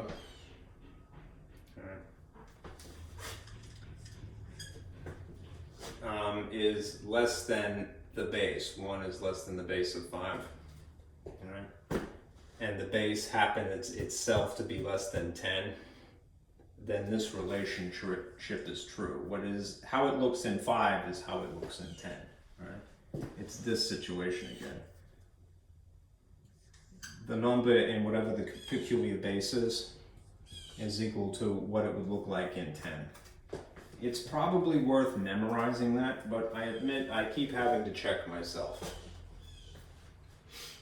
Right? If this is true, if the conditions are met. All right? If n is less than b, right? And b is less than or equal to 10.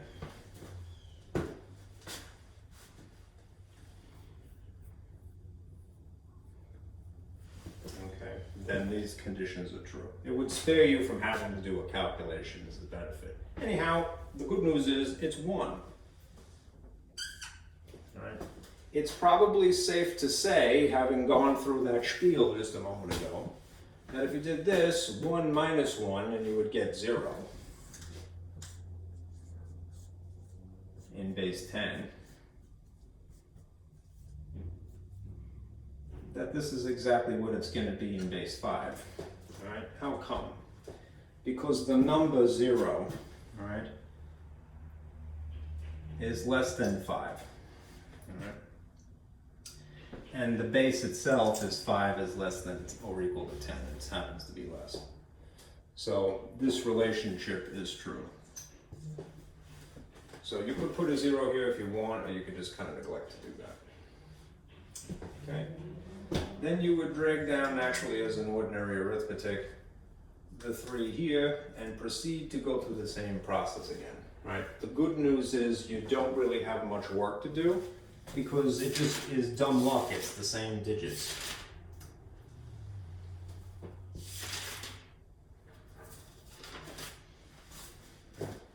We already established that 2 times 4 is 13. Well, that just coincidentally happens to be exactly that number here.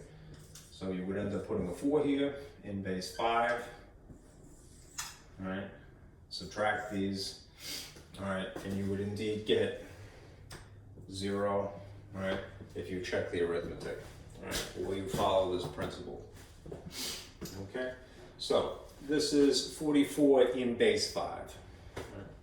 You could, if you are inclined to, all right, take these two numbers, multiply them, and see if you get the original figure. Right? If they check, then it would, it validates your solution, your quotient. All right, and I can tell you it does. All right. Let's do a slightly more complicated one. The remainder here, incidentally, if anybody specifies, this is the remainder. To me, it's kind of overkill to even state that, but there are some problems where you have a remainder. This is with remainder 0. Okay, one more.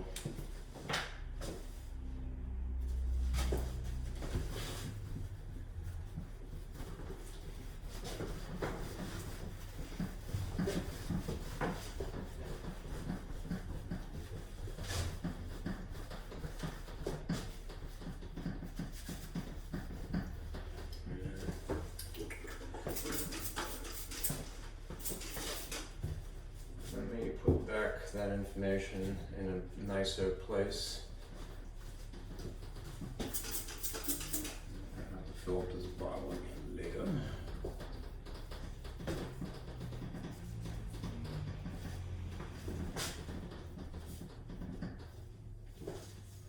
Okay, this reference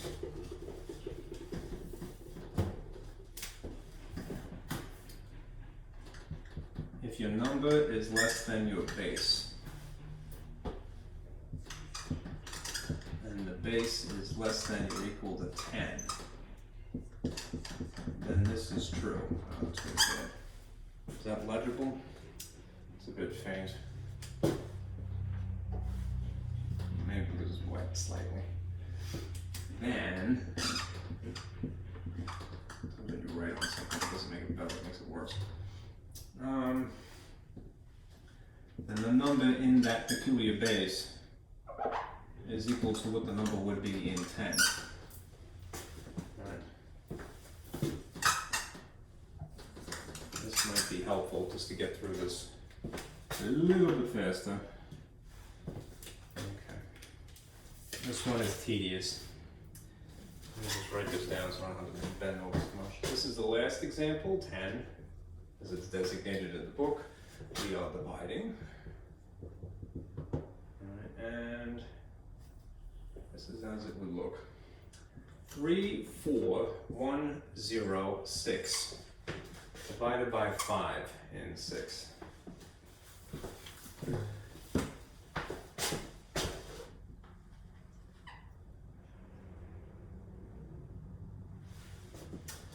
That is a 6, I swear. Okay. Again, maybe do this on graph paper so that everything collimates very appropriately. And that is the subscript here, not an actual digit that you have to use.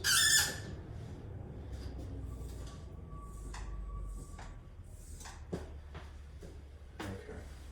All right.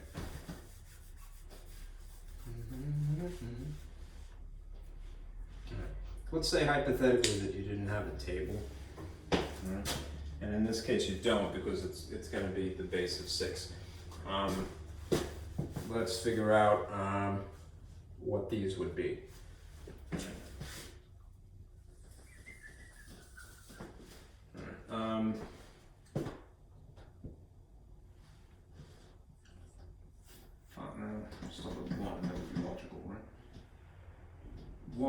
in base 6 times 5 in base 6.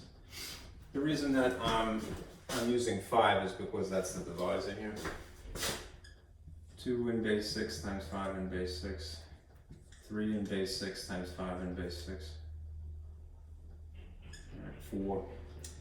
Yeah, looks like I'm gonna need that.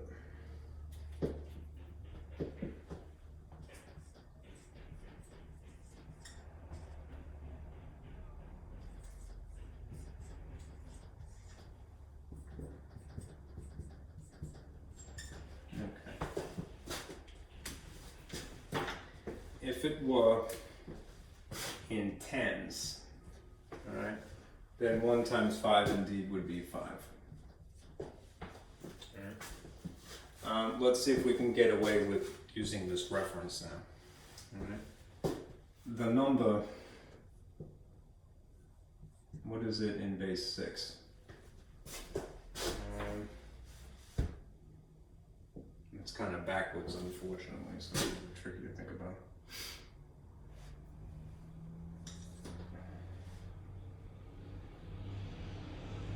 Base 6, base 6. Okay, 6 is indeed less than 10. If we assumed that this was in fact 5, 5 would be less than the base.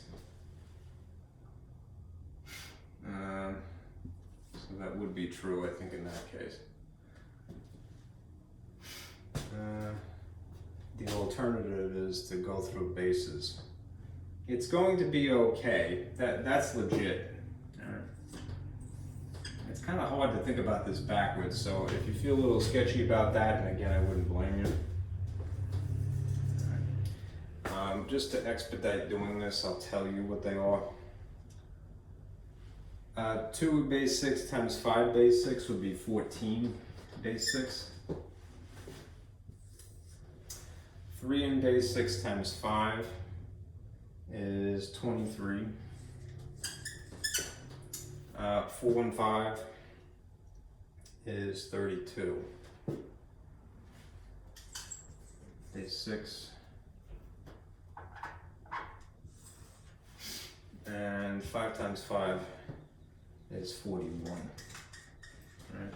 If you don't, again, if you're not feeling really confident, and I'm kind of sketchy myself sometimes, especially working this backwards, right, to verify, do it brute force.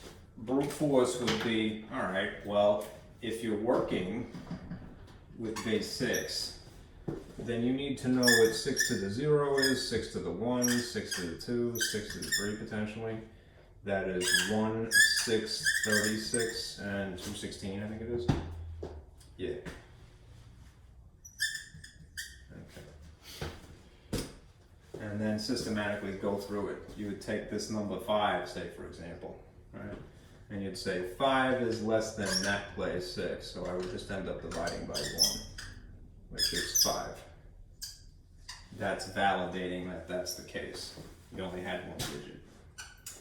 If 2 times 5 under normal circumstances is 10, 10 would be less than 36. So in that instance, maybe just use a different color here. You would divide by starting at 6 here. 10 divided by 6. 6 goes into 10 roughly once, which is 6. The difference is 4. And then you would divide 4 by the next power, which is 1, and you would get 4. And you would have these two digits, 14. That's what this is. Okay. 4 times 5 is 20. Right? 20 is also less than 36, so coincidentally you would divide 20 by 6. I'll use a different color here.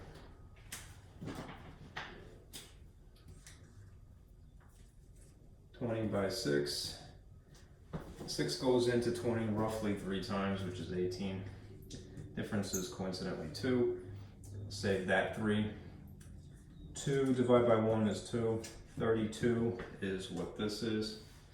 I think I jumped the gun here, didn't I?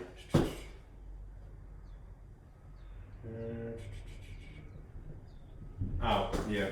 No, that's correct. I didn't do that one. I'm sorry. 32 is correct. All right. Because of this work, if I did 3 times 5, all right, 15 is still less than 36, so I still have to divide there. All right. 15 divided by 6 is 2, which is 12, and the difference would be 3 in that case, which is why that's another 3. That's 23 in this case, right? 5 times 5 is 25. 25 is less than 36, so you would divide 25 by 6. 6 goes into this 4 times, which is 21. The difference is 1. 4 divided by 1 is 4. It's backwards, sorry. The remainder of 1, it's out of the frame, sorry. The remainder of 1 from 25 minus 24, divided by the next power, 1 is 1. 41 is this 41 here. Okay? You could always figure it out brute force. Alright? And hopefully that's enough work to get through the rest of this. The only other added problem is that you'd be doing subtraction in several steps that are in base 6. Right? So you may have to do a little extra work. Right? Let me do this now. 5 times something is close to 34 in base 6. 41 would be overshooting it, right? 32 would be as close as you get, right? That's 5 times 4. So a 4 would be sitting up here in base 6. Okay, the figure is in fact 32. And we're going to subtract. Remember, it is unfortunately 4 in base 6 minus 2 in base 6. So if you pretend that it's 4 in base 10 minus 2 in base 10, right, it would be equal to 2 in base 10. Right, you might try this trick now.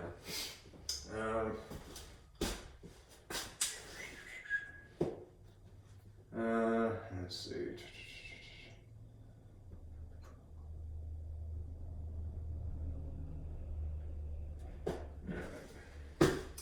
Brute force, all right. 6 we already did. 2 is less than 6. So you're just going to divide by 1. And that's just 2. So it legitimately is 2 here. Okay. As for the 3s, all right. 3 in base 6 minus 3 in base 6, we're going to pretend is 3 in base 10 minus 3 in base 10, which is 0 in base 10. Alright, probably the same situation because of that. 0 is less than 6, so you would end up dividing by 1 anyway, which is just 0. Yep. So you could put a 0 here, or you could neglect to do it. And then you drag down your next digit, and you get 21 here. Okay. Let me erase this because I need the space. And then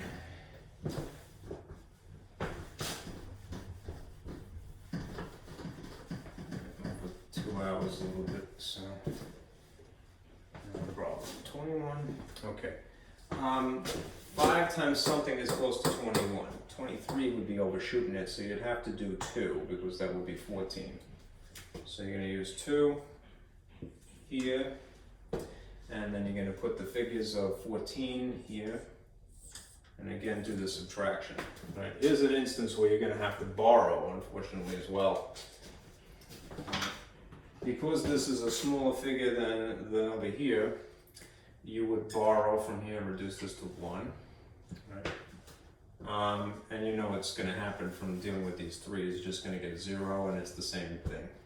Right, it's regular 0. But this is in base 6. In base 6, you're going to add, 6 when borrowing. So it would be 6 plus 1 here. Right. To examine the intricacies of this, Alright, it would be 6 in base 6 plus 1 in base 6.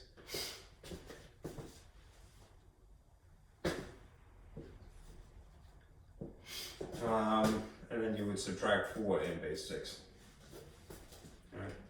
If you pretended that it was 6 in base 10 plus 1 in base 10, just to get through it, minus 4 in base 10. We'll see what the equivalent is. 6 plus 1 is 7. Right? And 7 minus 4 would be 3 in base 10. Right? 3 is less than 6 to convert it. So it would be the same deal here. Alright, 3 divided by 1 is just 3. So you will in fact get a legitimate number 3 here.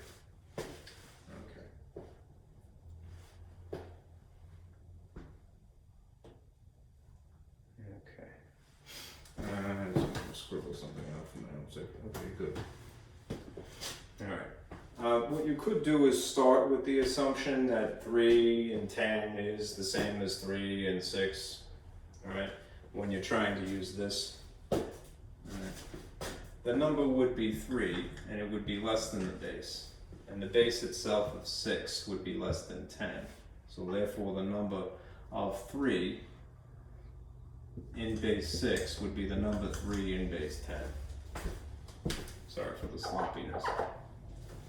You could start, like if you wanted, rather than go through the work, if you wanted to go, well, it's probably that because you were suspicious, right? Then check it with N and with B. Right?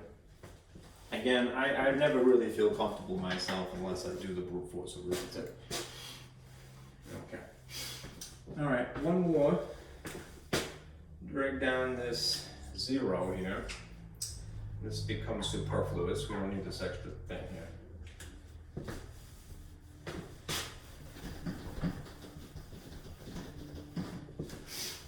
And as this is on my fake graph paper here, I'll continue.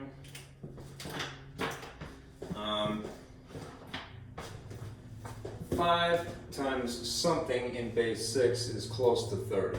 What's close to 30? Looks like 3 in this case. It's 23, right? So I'm going to put 23 here and do the subtraction again. All right. Again, you got to be careful. All right. This is another instance where you're borrowing. So this 3 is going to reduce to 2 in the normal way, but this is really 6 plus 0. It's 6 in base 6 plus 0 in base 6, all right? Plus, pardon me, minus 3 in base 6. So if you want to pretend it's 6 and 10 plus 0 and 10, all right, add them first, then subtract, and then you can convert, all right? 6 plus 0 is just 6. 6 minus 3 is just 3. 3 in 10.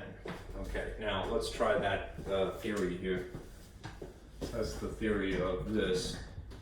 Let's see if we can get away with it. Right.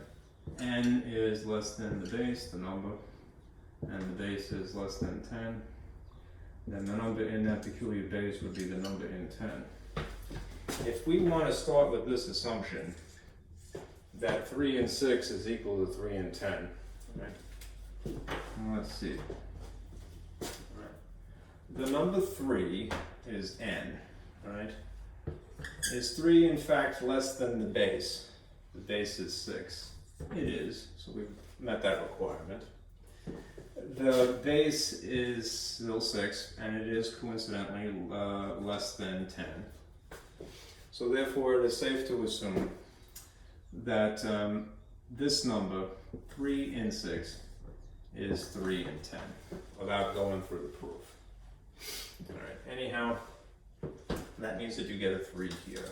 All right. 2 and 2, you would get a 0 again. So I'm going to, just for the sake of time, I'm going to just not do that. And that's it. So here's how you would write the answer.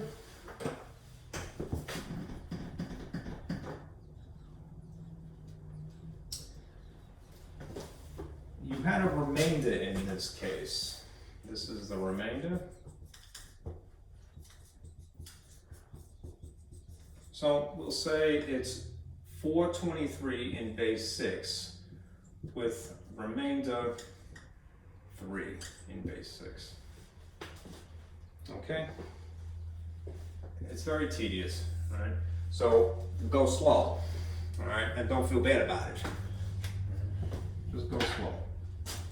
All right. Okay. All right, let me stop it here. You know what? I did promise to check something. Let me just do to prove a point. All right, from before. I neglected to complete that thought. What problem was that? 13 times 3. I think it was 13 times 3, so no.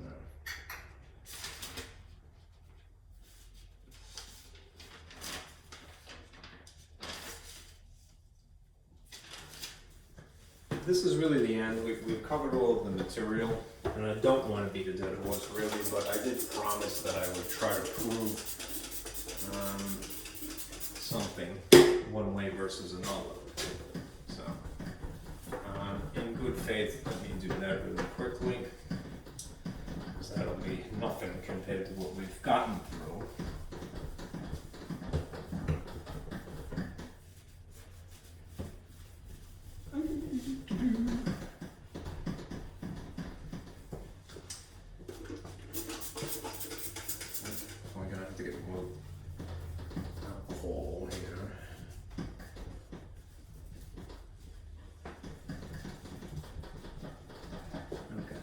This was the solution to an earlier problem.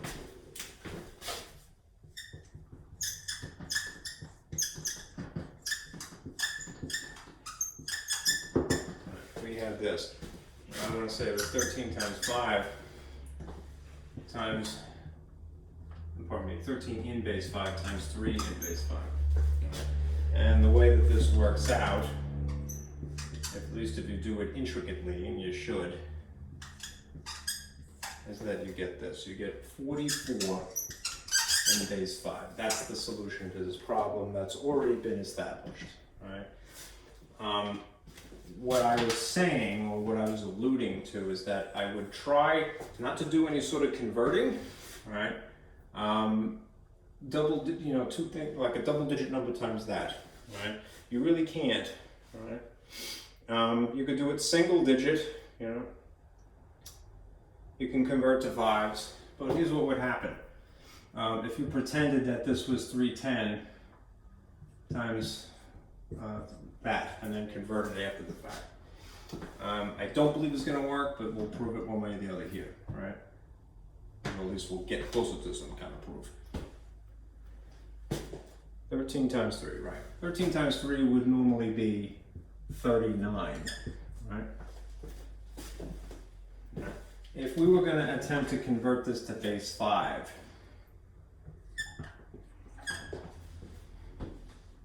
after the fact, just doing that in one step, right? We would need to know what bases of 5 are. 5, 0, 5, 1, 5, 2, 5, 3, right? 1, 5, 25, and 125. Right? We would, in theory, right, take this number, 39, and say, well, 39 is less than 125. So I would have to divide by starting with this, 25 here. And you go, okay, how many 25s can I squeeze into 39? 1, right? And already it doesn't match. Okay? But just to complete this thought, 9 minus 5 is 4, and 3 minus 2 is 1. And then you go, well, 14 is less than 25. So I would divide by the next one, circling that, which would be 14 divided by 5. And this would go into it twice, which would be 10. And the difference would be 4. And you'd circle that. And then 4 would be less than 5. So you would divide 4 by 1, and let's see, you get 4 then, right?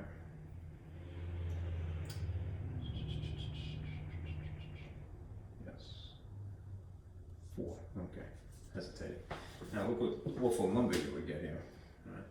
124. 124 in base 5. If you did it this way, a double-digit number all in one shot, rather than single digit, which is what you should do, right? You can see this is clearly not the same number, right? That's 44 in base 5 versus 124 in base 5. Don't do this, right? Don't do a double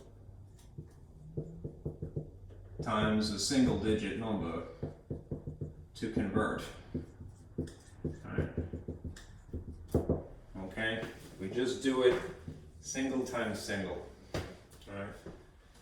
3/5 times, pardon, not 3/5, 3 in base 5 times 3 in base 5. Alright? If we pretend that that is 3 times 3 and we get 9 and 10. Alright? And we say 9 is less than 25. So you would divide 9 by 5, the next lower power.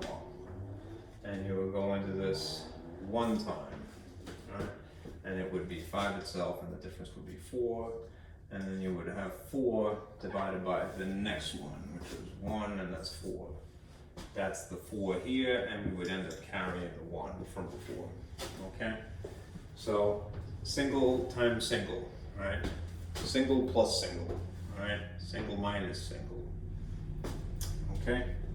Don't do doubles, all right? It's just gonna be trouble, all right? I'll see you on Monday, and we'll be starting with, I believe, chapter 6, okay? If you get the chance this weekend, do try this. I know that this is gonna be uploaded late, but you'll have time, especially by the end of the semester, okay? All right, be careful out there.